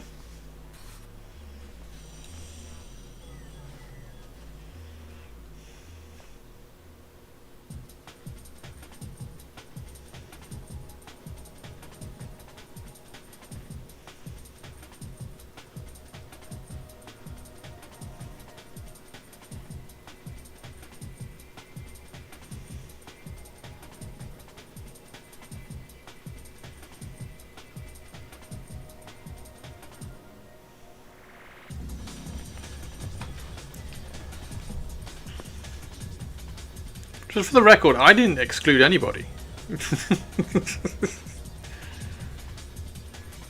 I just said if I was to do Gene Stealer Cult, that's how I would have to do it. I'd have to do a neophyte a week.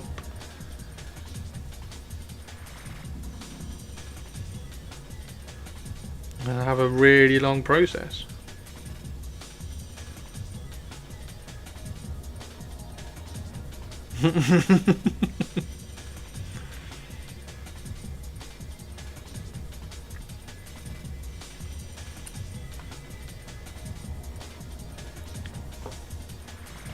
I jest maybe less than one a week. What, one a month? If you do one a month, you're only going to do 2 units you're only going to do a unit a year. My standard pace is having a squad of 5 and painting them for a couple of months. Yeah. I mean, I'm doing the Raven Guard, in my view, very quickly, and I'm getting them finished, which is great. And they're looking fantastic.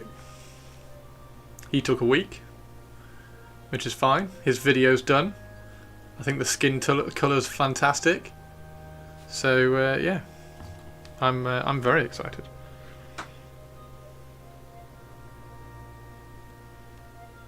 Very excited by what we're doing. We're doing some cool ass shit.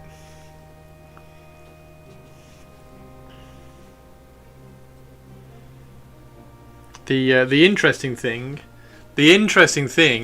is when we do the Assassin Warband for Trench Crusade and we just have to paint 5 models, but the models look like this. That's going to be interesting. Like, how do we paint that? And we're also going to have to find loads of, if anybody has any ideas actually, we're going to have to find loads of references, colour references. You know when you know the Grand Cathay colour scheme video I did for YouTube, we're going to have to do that for Sultanate. So we're going to have to find some colour schemes to search for on Google to bring up some really interesting colour schemes to pick from. So if anybody has any interesting colour scheme ideas to search for, you'll have to let me know. Like, do you just search for Arab? Do you search for, like, what's the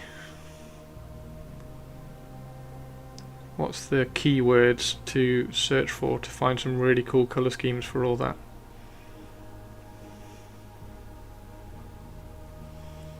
Saracen colour schemes.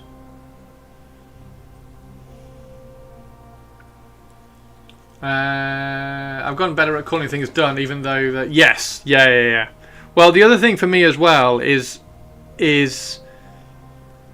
like saying that 90%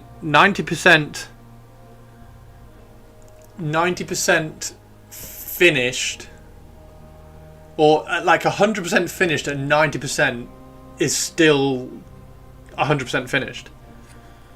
So one of the things, and this is the thing with the bases that I've kind of tried to educate not like educate, but like get myself into a routine for, because my Imperial Guard, the bases for my Imperial Guard are so involved, because they're all on City Fight rubble. They've all got like height to them, and they all take ages, and you just procrastinate, and you end up having built all the models, and then you can't base them because you haven't got the bases done, and then that project just stops. So that's one of the reasons why I'm trying to simplify all the bases, because these bases are like, they're so simple. These bases are so simple, but they kind of work and they kind of fit, and there's little to no effort in them. Well, there is effort, but there's like little to no, yeah, kind of effort. Like in terms of a sliding scale of effort, the bases that I'm doing, and I'm going to do this for 40k as well. Like my 40k Raven Guard are going to be the same basing scheme, but it allows me to get them done, and they still look good. Like they look fine, despite the fact that in my head, like I want more involved bases. Like I can see the bases that I want in my head, but it's way too involved for doing 100 times on 100 different models for the army. It would just take too long, and then it would the army project would just stop.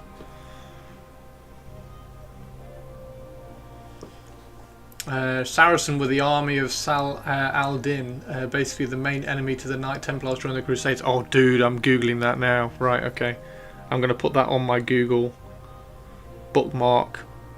Like the leaving a tab open on your Google, so you don't have to bookmark it, but it's not important enough to bookmark. Yeah, it's going to be one of those. I'm going to do that in a second.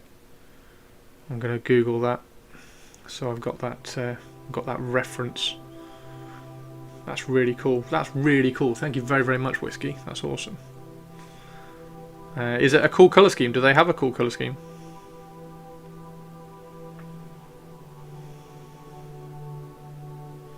Okay. That's my witches. They're simple and good enough, and then I have 10 things to put on the table. Leaders, yeah, exactly. Leaders and characters get the big time investments. Yeah, yeah. And the big time investments for me, for the Raven Guard, is that, like, I'll sculpt a slightly bigger rock, kind of thing. Like, it's absolutely fine.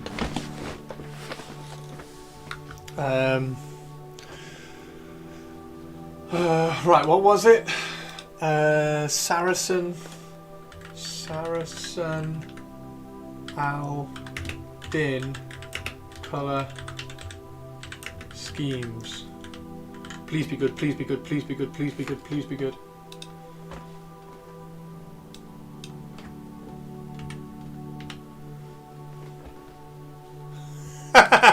It's just bikes. Oh, fantastic.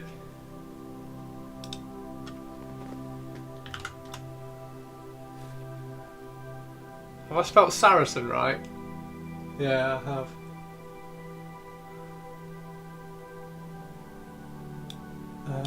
Saracen armour.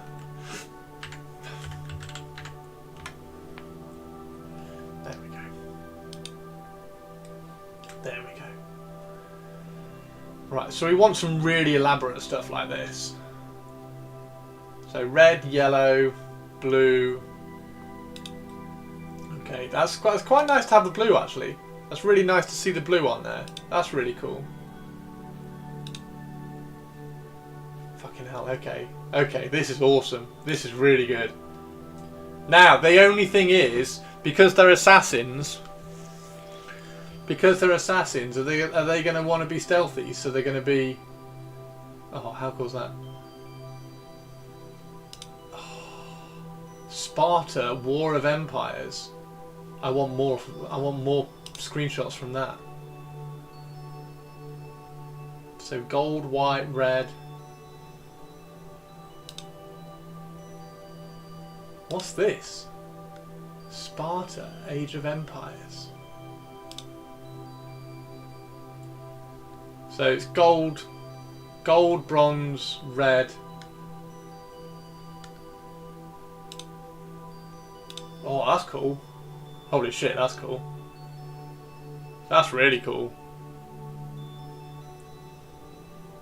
And that. Oh, wow. So that's all... It's all warm apart from the blue. Try and break down the colour schemes that they used. Like, I found it really interesting to do the Cathay one, because breaking down the Cathay one, it was like everything you can pick pretty much any colour and just desaturate it, and then add one colour that was saturated. That was really interesting on the Cathay stuff.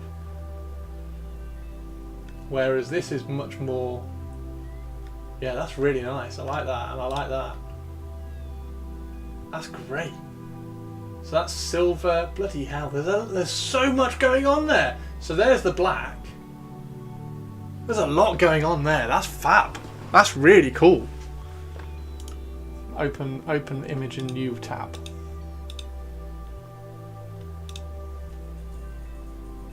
That's really cool. Okay, this is fab. Thank you very much. Cheers. Cheers, Sinister. That's really cool. Believe it or not, a lot of people in history who designed armor cared about looking good. Yeah, they look really cool. That's really nice. That's really nice. I can see that. I can see that color scheme applied to that. What color masks do you think they should have? Has the lady got mask as well? Yeah, the lady's got chainmail mask. It's not quite as cool looking, but so the lady has a chainmail mask. She's awesome. She's really cool. I absolutely love her with the twin daggers. She's badass. So maybe this guy then, maybe the mercenary guy gets a little bit more colour to him. Oh, I don't know. That's gonna be a lot of cool paintings to go.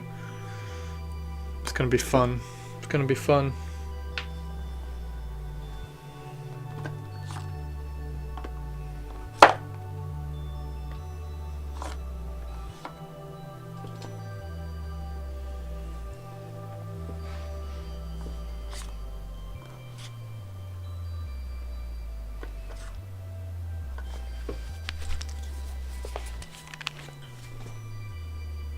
That is going to be really nice.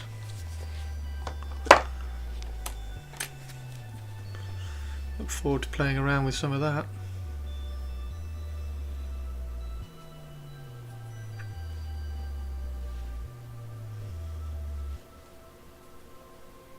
Right, there we go. Final highlight on these.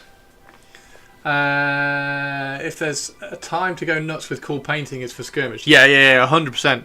Like that's why I'm really kind of interested to do the assassin stuff, because it's only going to be, I mean, the assassins, there's only going to be like four assassins tops. And that's mainly because they're going to have slightly different weapon options. So I'm definitely doing one with a bow, definitely doing one with 2 swords, that kind of thing. And then we can do slightly different variations of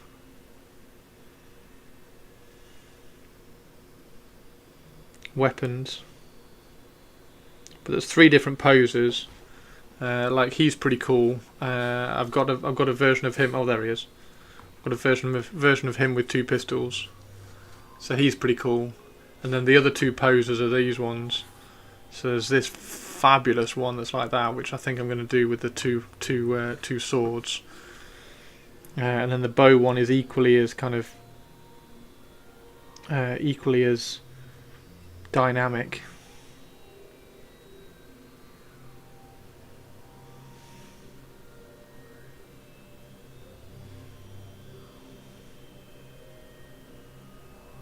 Anyway, I'm glad I now have some assassin models anyway, because them only having 1 assassin for the Sultanate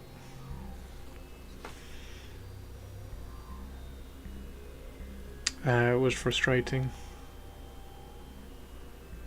because I found it really important that you have to kind of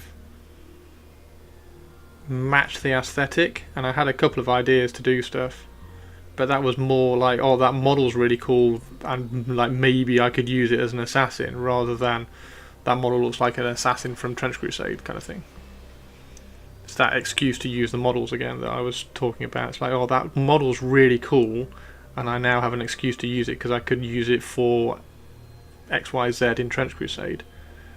Whereas the assassins to me felt like they needed to not like respect the Trench Crusade universe or anything, but they just needed to fit a little bit more than, oh, that's a cool model, I'll use it as an assassin. I don't know what it was. Like this guy, where is he? Where's he gone? I'm not a big fan of the Heretic Priest. I'm not a big fan of the Heretic Priest for the heretic things, so I found that guy. So I'm just going to print him a slightly bit larger because he needs to be larger, and then he can be a Heretic Priest. Also because he's got a Crusader helmet as well. So he can be a Heretic Priest. He just needs to be a little bit larger and a little bit more imposing.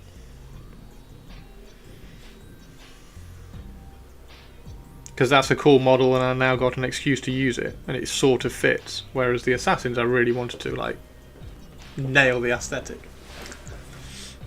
Hopefully that makes some sort of sense.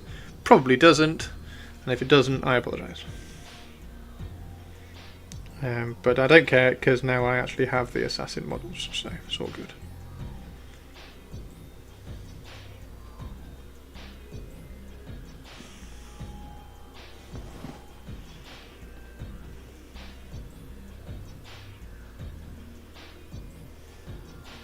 And I get to paint those gorgeous models as well.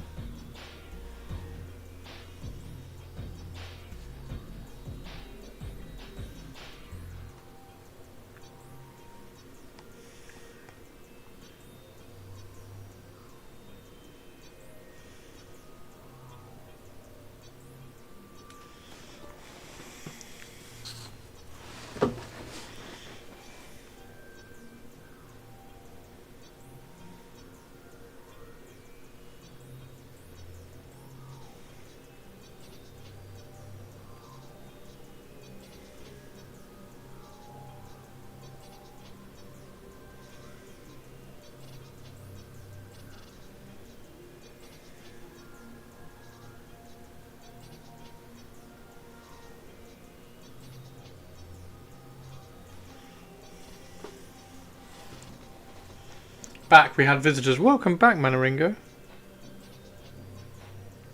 Welcome back, Manaringo.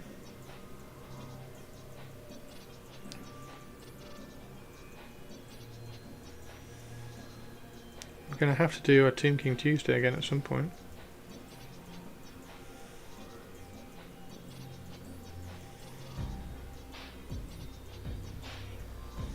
Oh, I've tried to add, like, things to all of these as well.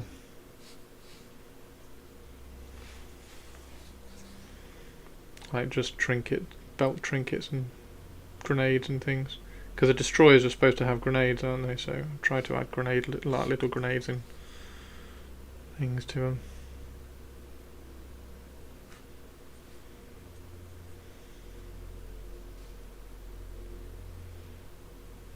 Little pistol finger, sorry.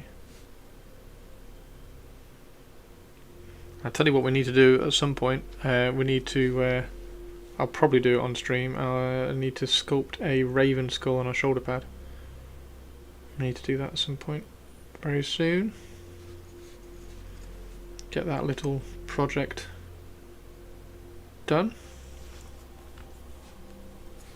Be quite a nice little thing to do if you want to kind of hang out while I do that.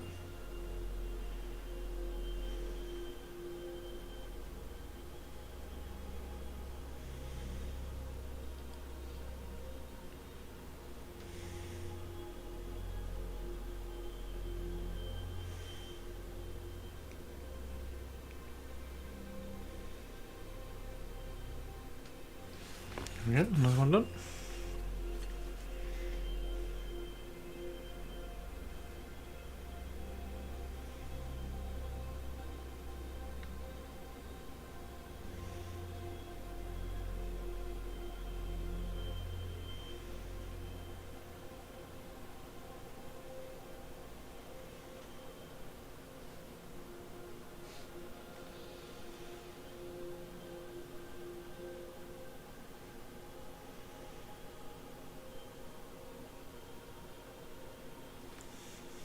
Just seem to be fairly heavily kitted out.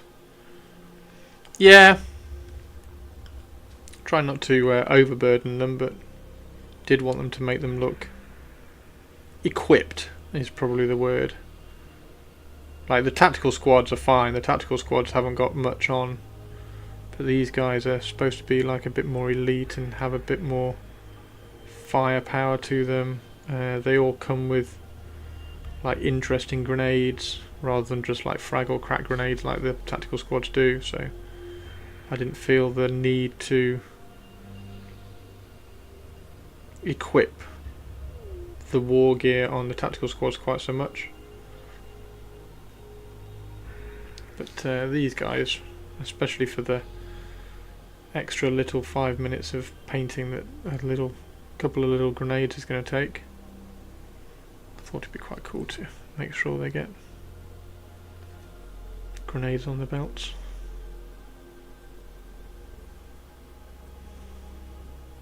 What's for dinner, everybody? Bloody hell, it's 5 o'clock. What's for dinner, everybody?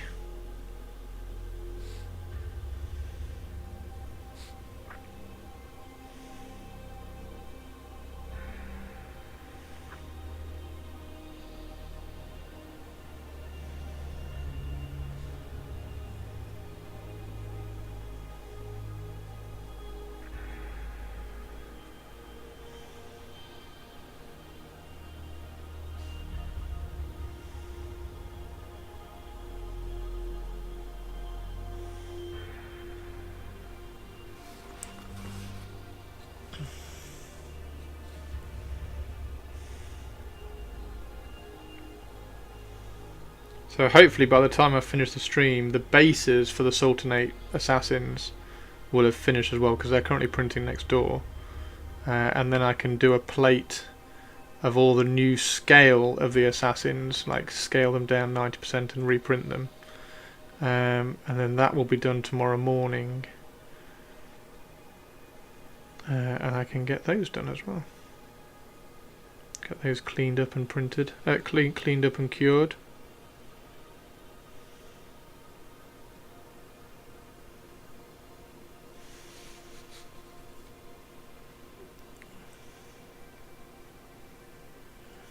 The skin on these has to start with this kind of turquoise, because then we get the colour coming through. Colour starts to look really good on them.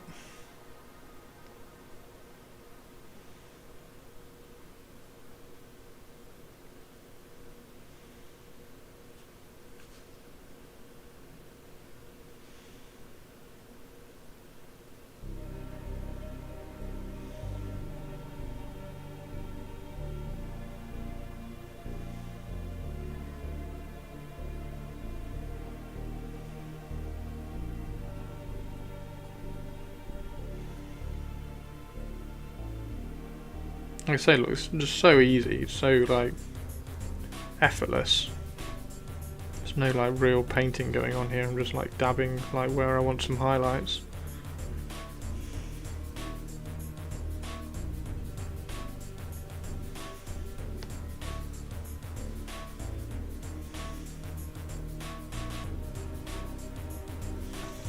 Last one. Italian restaurant for Madame Whiskey's birthday. No way! Happy birthday, Madame Whiskey. Fantastic. What's the restaurant? Italian. Nice.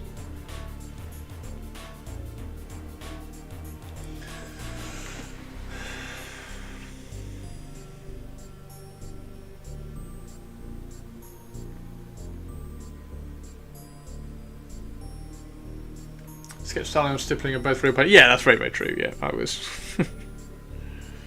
I don't know why I was belittling myself. I'm not actually painting here, I'm just like stabbing where I want the highlights.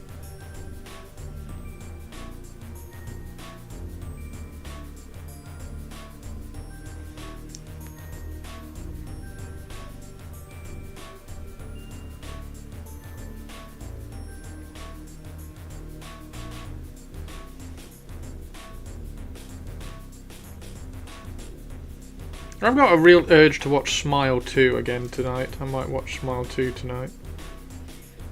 Because I really like that film. The Smile series is really cool. I can't wait for 3. I'm guessing there's going to be a 3.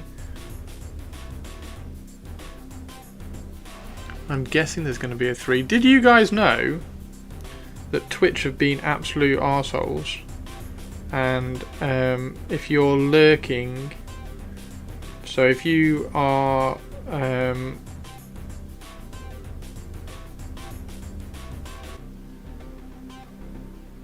in Twitch chat but not talking, and if you're there for like, I don't know, half an hour, let's just say half an hour, it doesn't count you as a fucking viewer, which is really annoying.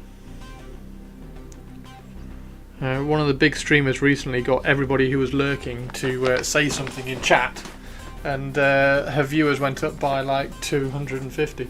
Oh no, battery.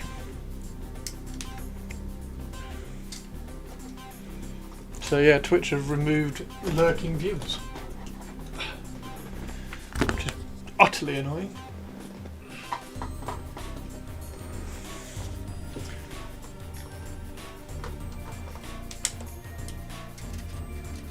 Happy birthday to Madame Whiskey. Whiskey, do you know who else? Do you know who else's birthday it is today? Anti-lurker bias is bad. It is. It's very bad. It's very bad. It's really annoying, that is. Yeah, if you are lurking, I mean, I know this is... If you are lurking, if you do want to kind of just throw something in Twitch chat just to see if it does kind of jump the viewers up a little bit, then please feel free. But it is very bad from Twitch. I'm obviously not going to do that all the time. Just curious today.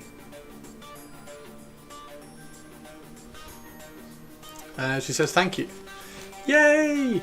Madame Whiskey, do you know you share your birthday with the potatoes? It is the potatoes' birthday today as well.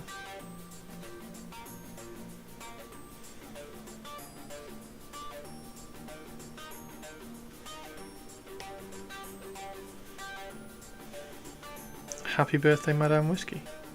I hope he spoils you rotten, Madame.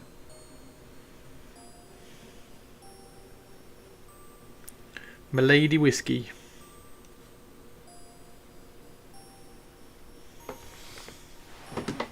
It was yesterday, a bit of a belated birthday dinner. Oh, nice. It's still cool, though.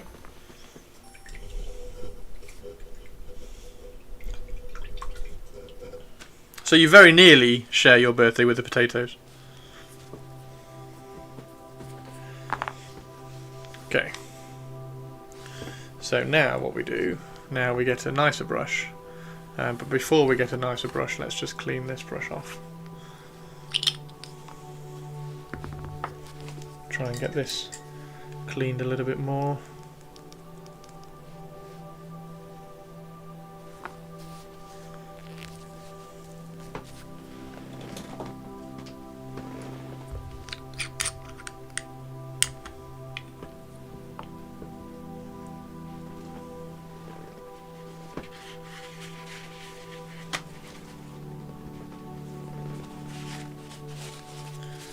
Sounds like a great excuse to make a birthday week. It does, doesn't it?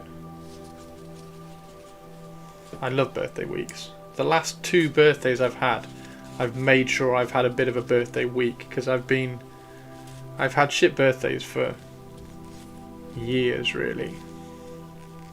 So I tried to make a bit more of a birthday week about it for the last few.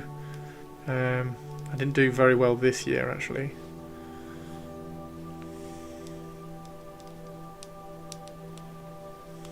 Do a birthday month. That's really cool as well.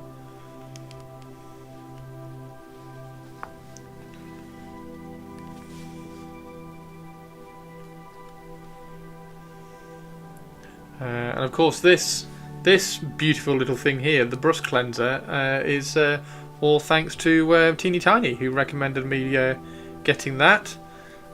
So you can do !brush in chat. And it will take you to the Artist Opus page, where you can also get, as well as trying some of the Artist Opus brushes, which are fantastic, you can also get some of this brush cleanser, which I have started using regularly because, as you can see, it does work, because now that is very clean. It's got all the little bits out of the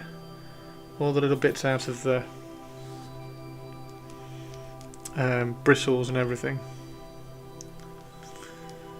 There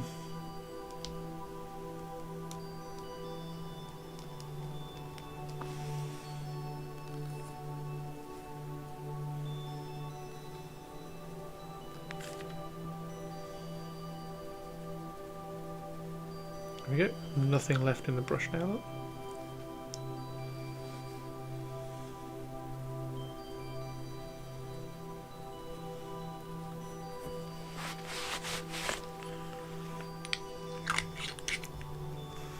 Smells nice too. It really does! It really does smell nice, actually. It smells a lot nicer than that fucking unicorn piss.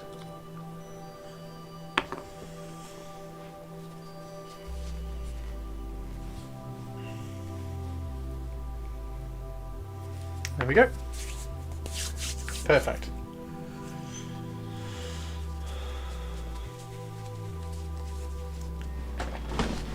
Right. I am out of tea, so if it's alright with everybody, I'm going to go unicorn piss. Yeah, what was it? Unicorn jizz. Unicorn jizz. Hang on, it's over here. This stuff.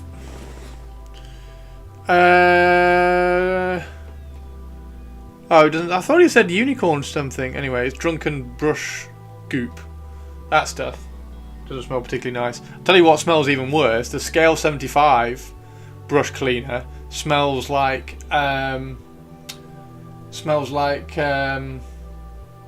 tar. So yeah, the Scale 75 stuff is terrible.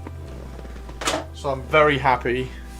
I'm very happy to now use the Artist Opus stuff. So yeah, !brush in chat. Somebody can do that, just in case anybody wants to go and have a look. And then I use the Series S and the Series M a lot. They're my 2 favourites. So I'm going to go make a quick cup of tea.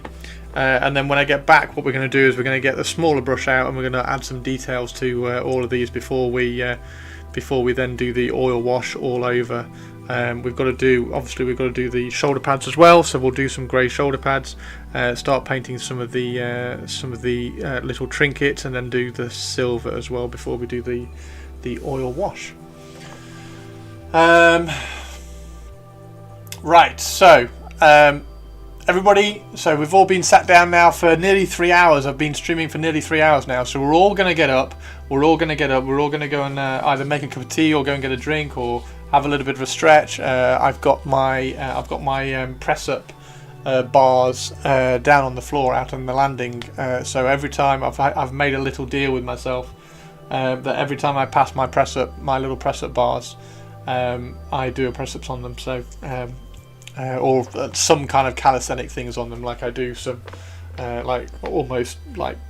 I can't remember what the press ups are called. Anyway, so I do some press up things, calisthenics things on them every time I pass. So yeah, I will be right back, everybody. Everybody go get up and have a little bit of a stretch, and I shall catch you in 2 secs.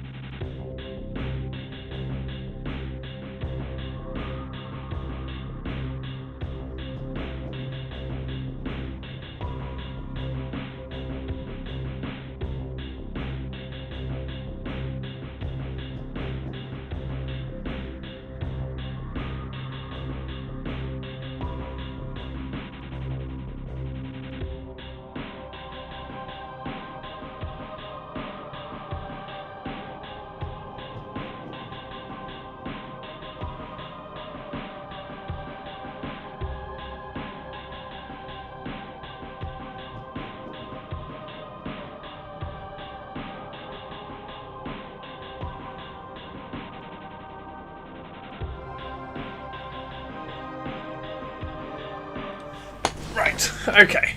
Back for a sec. And what we're going to do is go into Discord and have a quick look.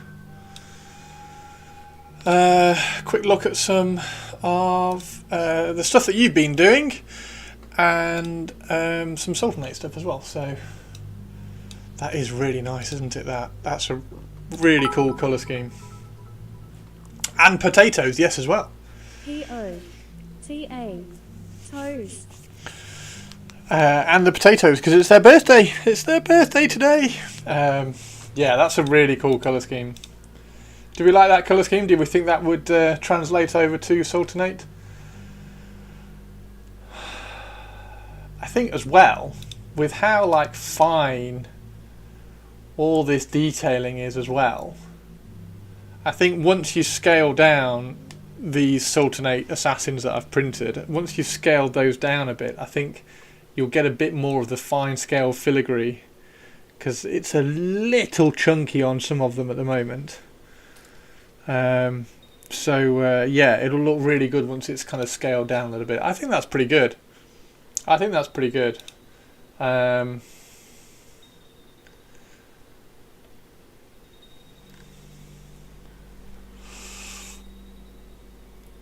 Does anything else catch my eye? That's something different. There's a greeny one. I do like the green. I do like the green. There's a blue one. There doesn't seem to be much blue. The only blue we've seen is on that red one. Where's the red one that had the blue trousers? Look, so they've got the dark red.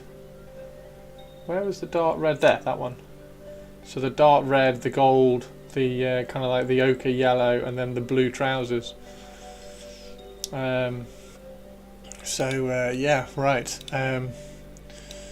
Yeah, this is my personal. This is my this is my photo transfer. If I want to get things from my computer to my phone, or my phone to my computer, this is where I put things. Let's have a look at Potato's birthday. Oh! Oh! He's literally saying, "Hi, Mum. It's my birthday. I'm going to lie here with you. Is that okay?" That's literally what Tato's saying. He's like, "Hi, Mum. It's my birthday. I'm 1 year old." He's 1. He's 1, Purples. Little Tato is 1. What are cat years? Like, dog years are 7? Like, how many? What's Don't be silly. I'm not being silly. That's literally what Tato is saying. How dare you say that's not what Tato's saying? Cats never ask if it's okay. Okay, that's a fair point. He doesn't ask. He just jumps on the desk and does whatever. "Hi, Mum. It's my birthday today, so I'm just going to jump on my desk and lie here." That's what Tato's saying. That's what he's saying. That's fantastic. Oh, look at Tato. Where's Tari? We need Tari. We need Tari to show her cute Tato pics. "Hi, I know I'm gorgeous."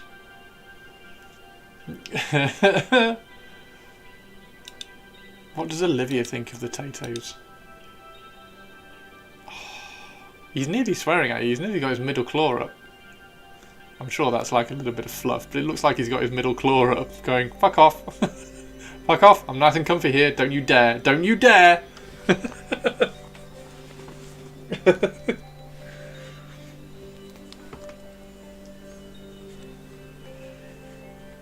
It's a lot of fluff. I'm sure it is. It just looks like a claw. It looks like he's saying, "Don't you even think about it." Leo, wasn't there a...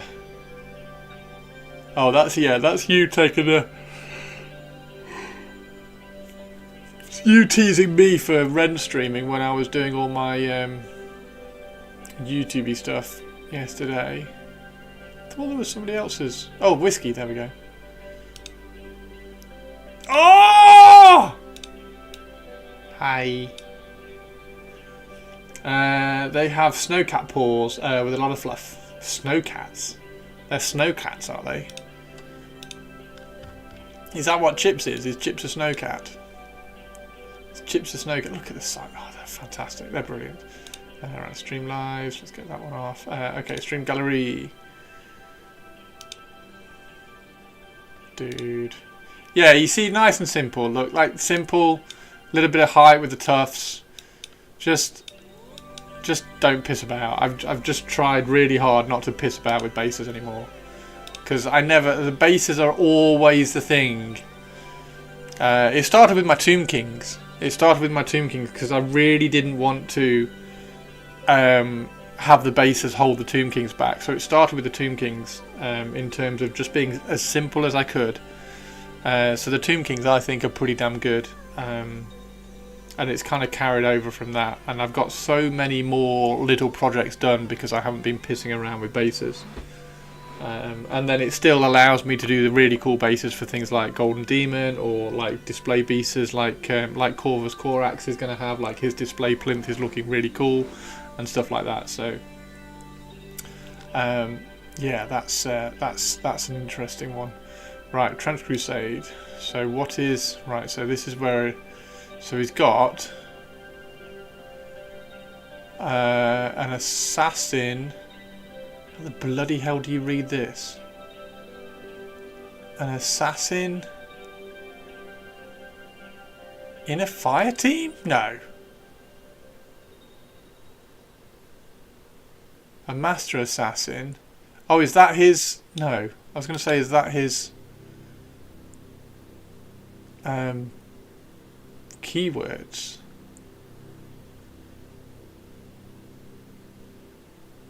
An assassin, a master assassin.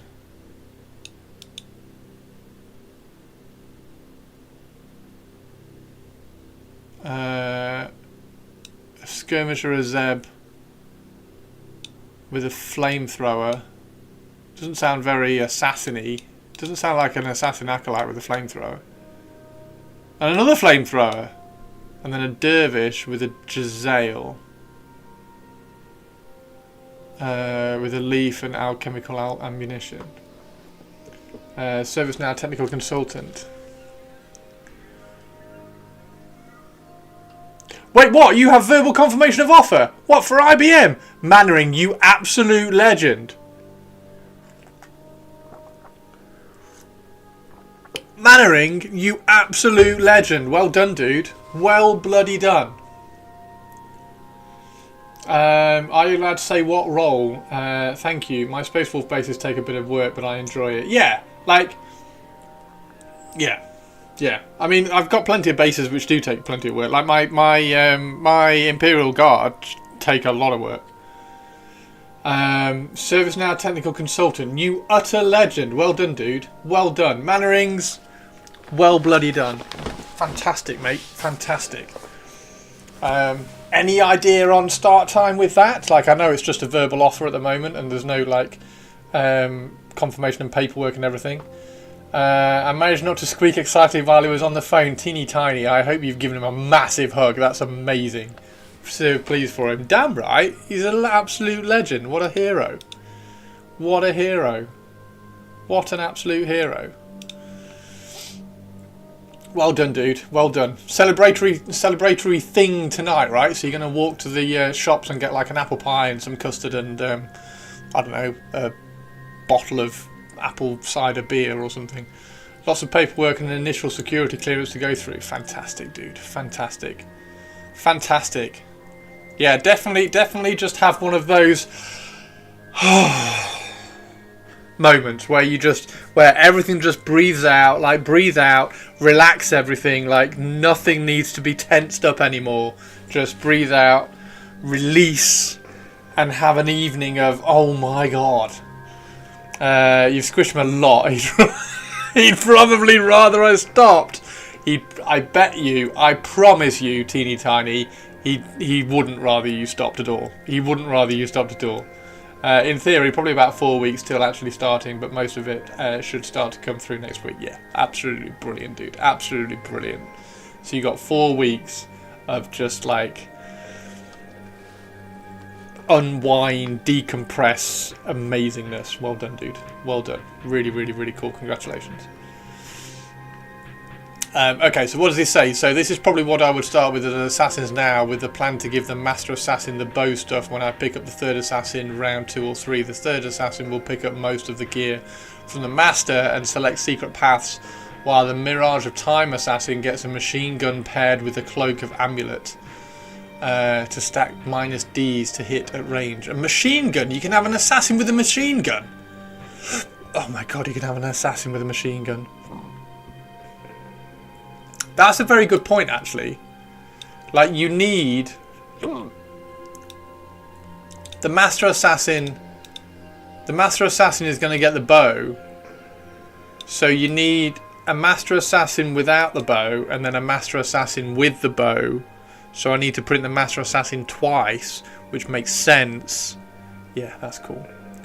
4 weeks of chilling before the plunge. In theory, yeah, mate, Mannerings. That's really, really cool. And you can like not worry and stress about things now, and you can just kind of settle down and get. Hang on, there we go, and you can get all of these painted. 4 weeks, 4 weeks is enough time to do all of that, and then by the time you get to 4 weeks' time, you'll have an entire Goblin army painted. Woohoo!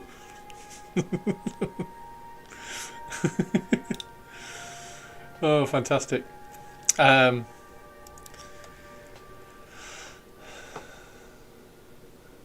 Mirage of Time assassin gets a machine gun paired with the Cloak of Amulet to stack -Ds to hit at range. That's really cool. You can trade out the starting cloak and combat helmet of the Master for a regular Azeb with Jezzail. An Alchemist ammo for activation and objective holding purposes, but it will suck if they randomly get promoted. Also 20% pay bump. Oh, dude! Dude! Fantastic. Fantastic.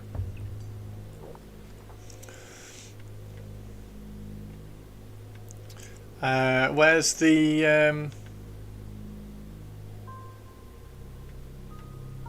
oh, there it is, the Hunter-Gatherer campaign. Let's go and have a quick look at this as well, because Whiskey has backed that, so we're gonna have access to all of these files as well, which would be great.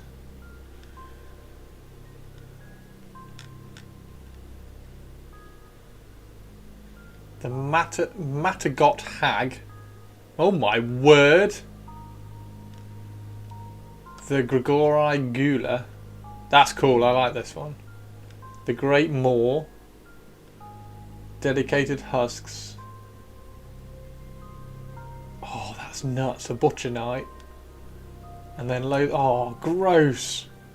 Loads of Thralls. Prowlers. This is like a... Oh, wow.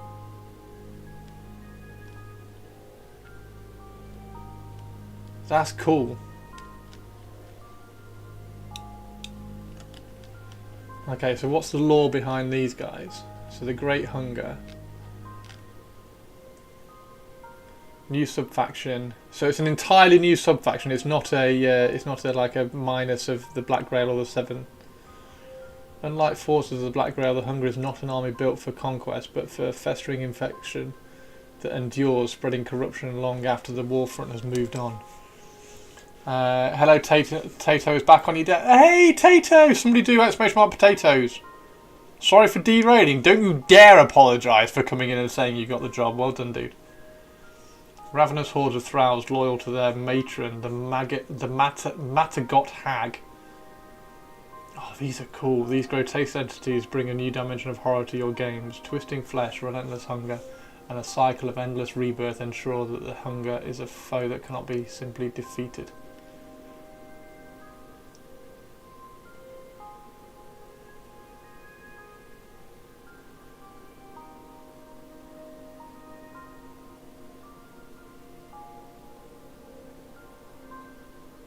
What happens if I click that? Nothing.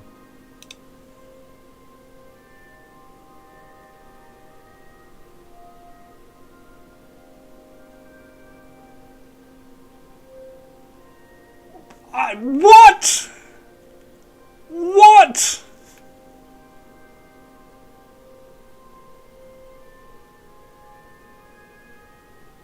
Oh my god, that's gross. I'm not even reading that out loud. Like, everybody read that. That's awesome. What a character. Oh my god, look at them all. Oh. Have a lovely... See you later, Whiskey. Have a good one, dude. Have a good one. Sinister, did I have to reply to you about some 3D prints or something? Did I have something to reply... Hang on, let me go check my DMs. Did I have to reply to Sinister about something? Where's Sinister? Oh, I'll check after stream. I'll check after stream.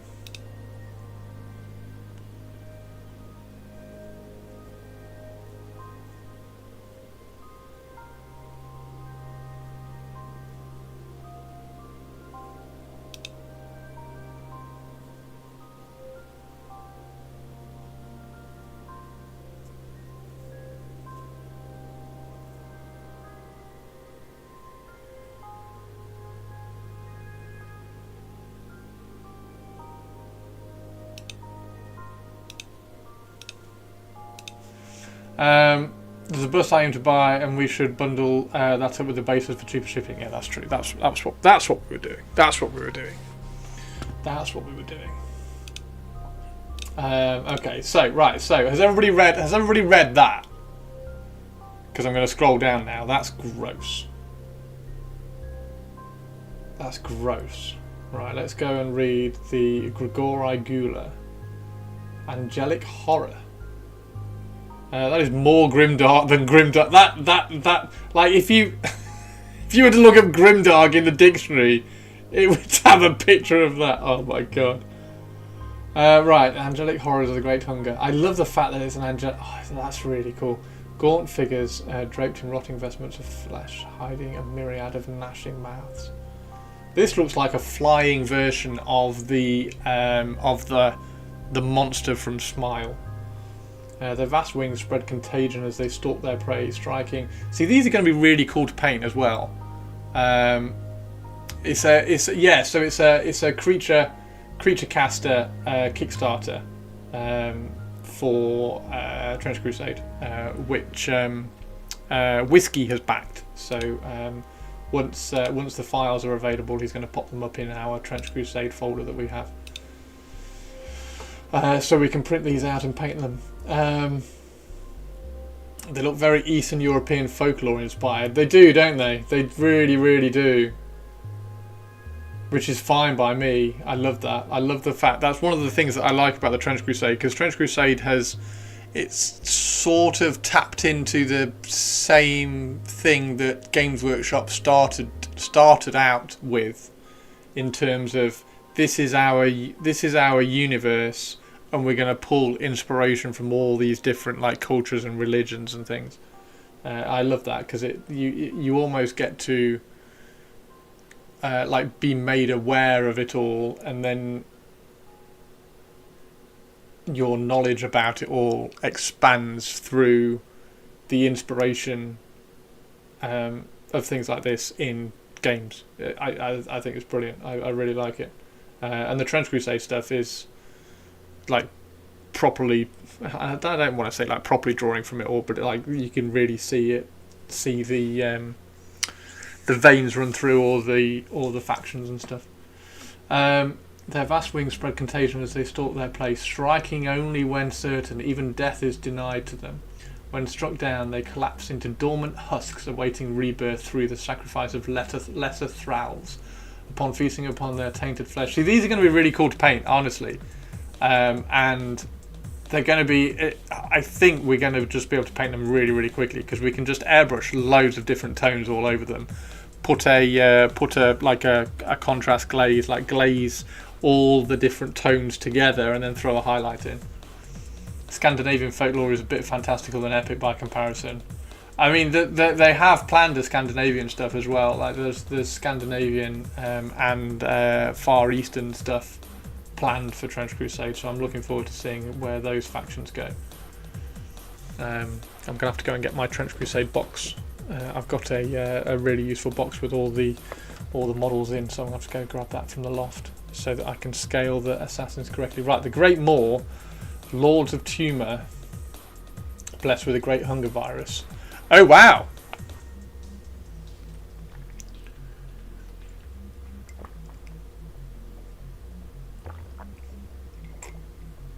Jaws birthing within Jaws. I like how I'm reading all of these, but I didn't start reading this one. They're begging for a Zorn Blanche style. Oh my god! Imagine. I think Blanche is on board, isn't he? Isn't Blanche doing some sketching for them, some concept work for them? I think he is. And didn't they get Gibbons as well? Did they get Gibbons? Did they get Gibbons and Blanche? I'm waiting to see what the finished rules look like, because I'm not happy with how much they have been acquiesced to cries from BG players who need to have their locus splitter devotee cheese. They does not scheme or command, they consume. Friend or foe alike, they're dragged into the cavernous gullets. This is brilliant. These are really cool. I'm looking forward to these. Yeah, Shirato, if you like, I'll add you to the Trench Crusade folder. If you have anything to share, and then you'll have access to all of the other stuff that we share as well. They kill and feed with precision, ensuring no flesh is wasted. Their torment binding on. Butcher Knights, look at that. Butcher Knights are the blasphemous parodies of chivalry birthed from the Great Hunger. Once noble warriors, they submitted to Beelzebub's corruption, becoming grotesque avatars of gluttony. Their twisted armour and corroded blades spread infection with every strike. Thralls, these are gross.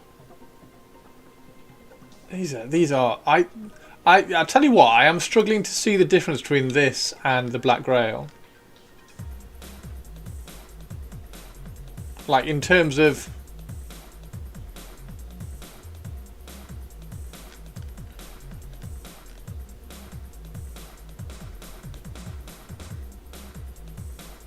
is Black Grail like disease and these are a bit more like infect? I don't know.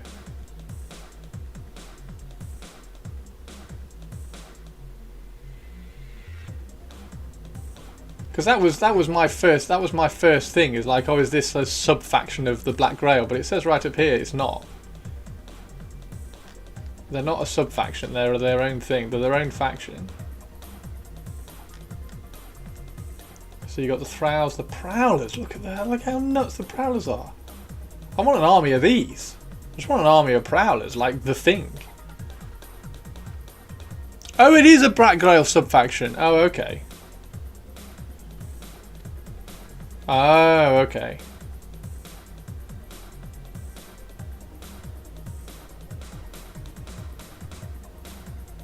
Right, oh, okay. So it's a Black Grail sub-faction.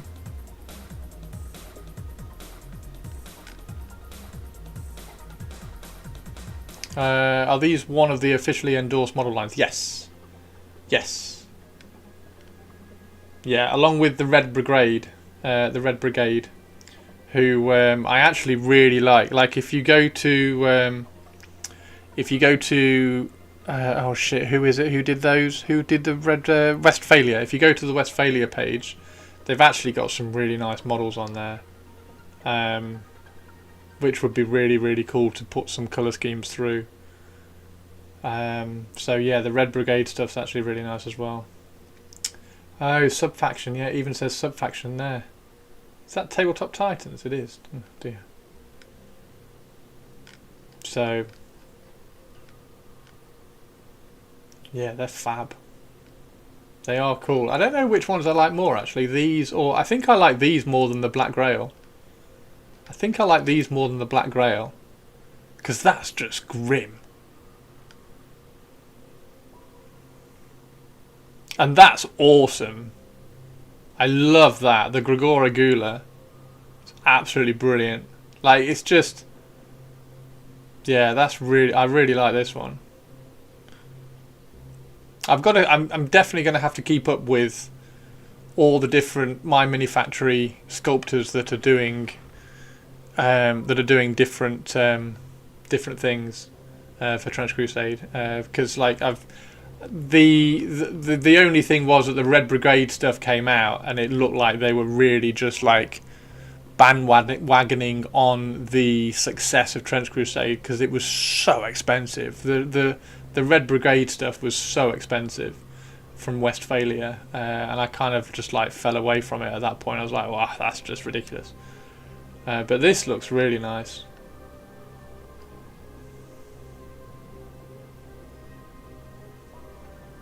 That's cool. I like that. I want that model.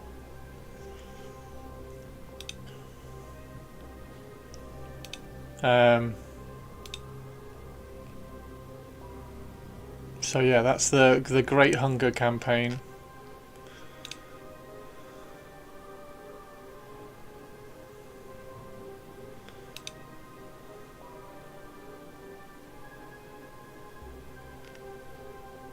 And then these are the ones which I've just done. Like I say, I've just got to scale them down a little bit. And he's cool as well. That's really cool. That's really cool. That's a stream live. There's no more updates. No more updates in stream gallery. Okay, so we can turn that off and turn that back on.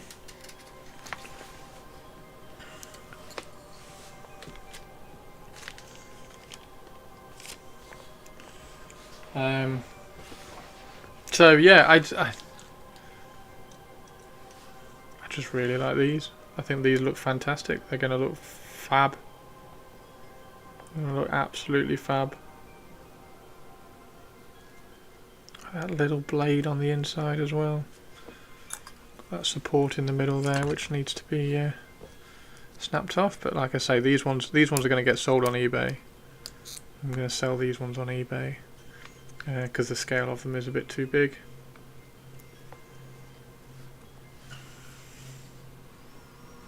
That sword, though, look at that sword.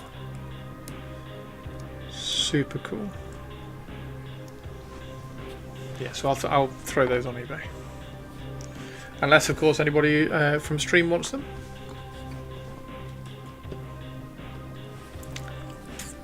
Okay.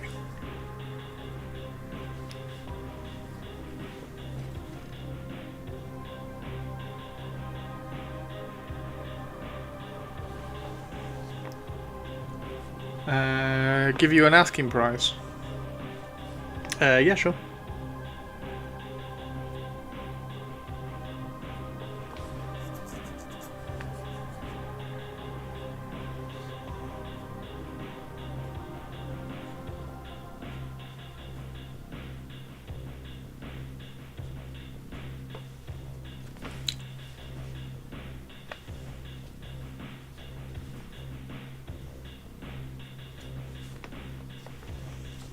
I mean, probably, what is it? How many models are there? 1, 2, 3, 4, 5, 6, 7. 7 models, £40.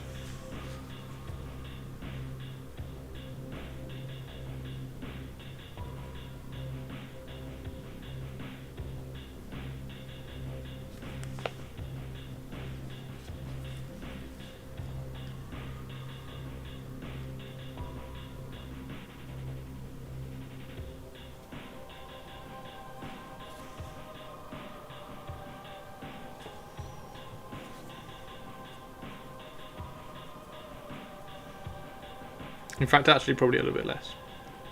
35. 40 seemed a bit. I didn't check the resin use.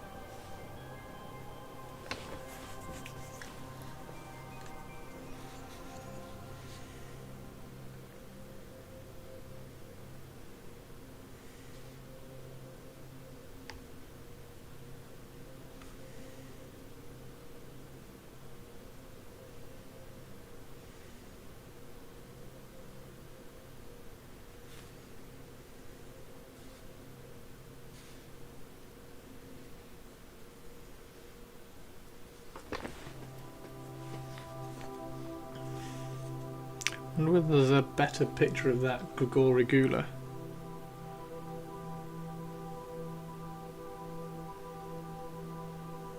Just because it's so cool. Such a weird sculpt.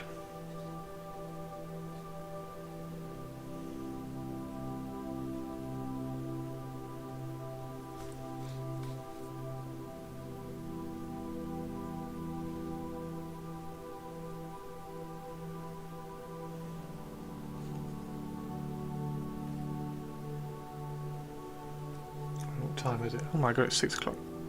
Okay, a few more minutes. Let's see if we can get all this like little sketchy final highlight done so that we can get on to metallics either tonight or tomorrow. It probably won't be tonight because I've got other stuff to do off stream.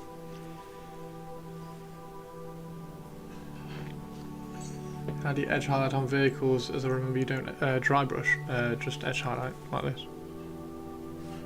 Like you just paint.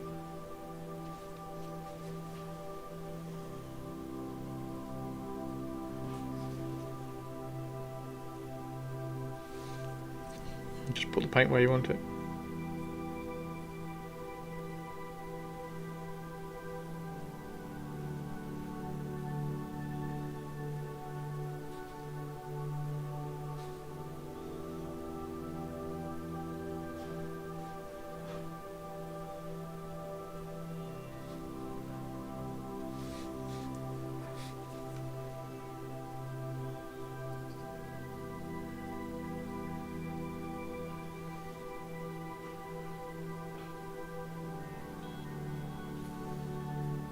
Same as you would edge highlight anything else, but I don't overly edge highlight anything anyway.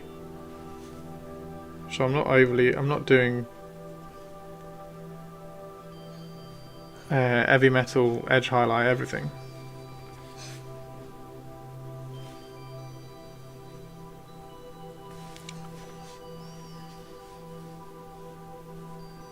Because that's not my painting style.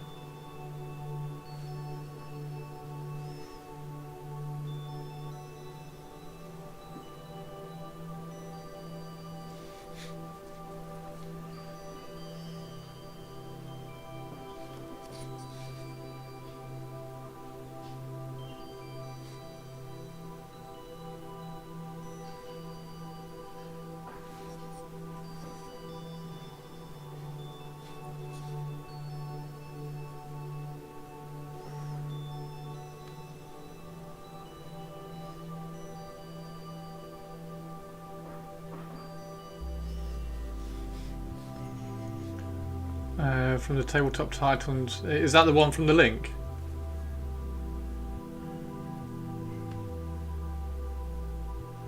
Is that the one from the article?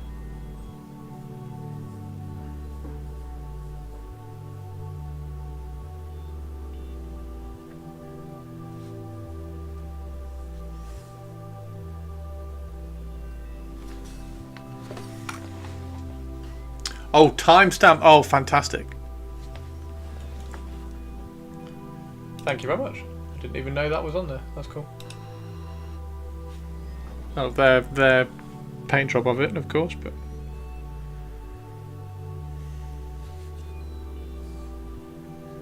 thank you very much.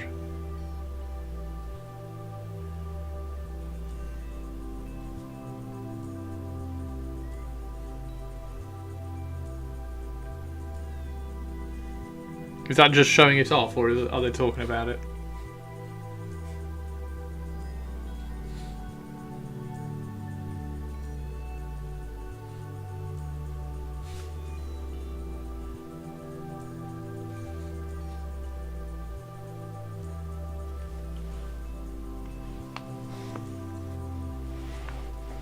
No, so just showing it off, okay.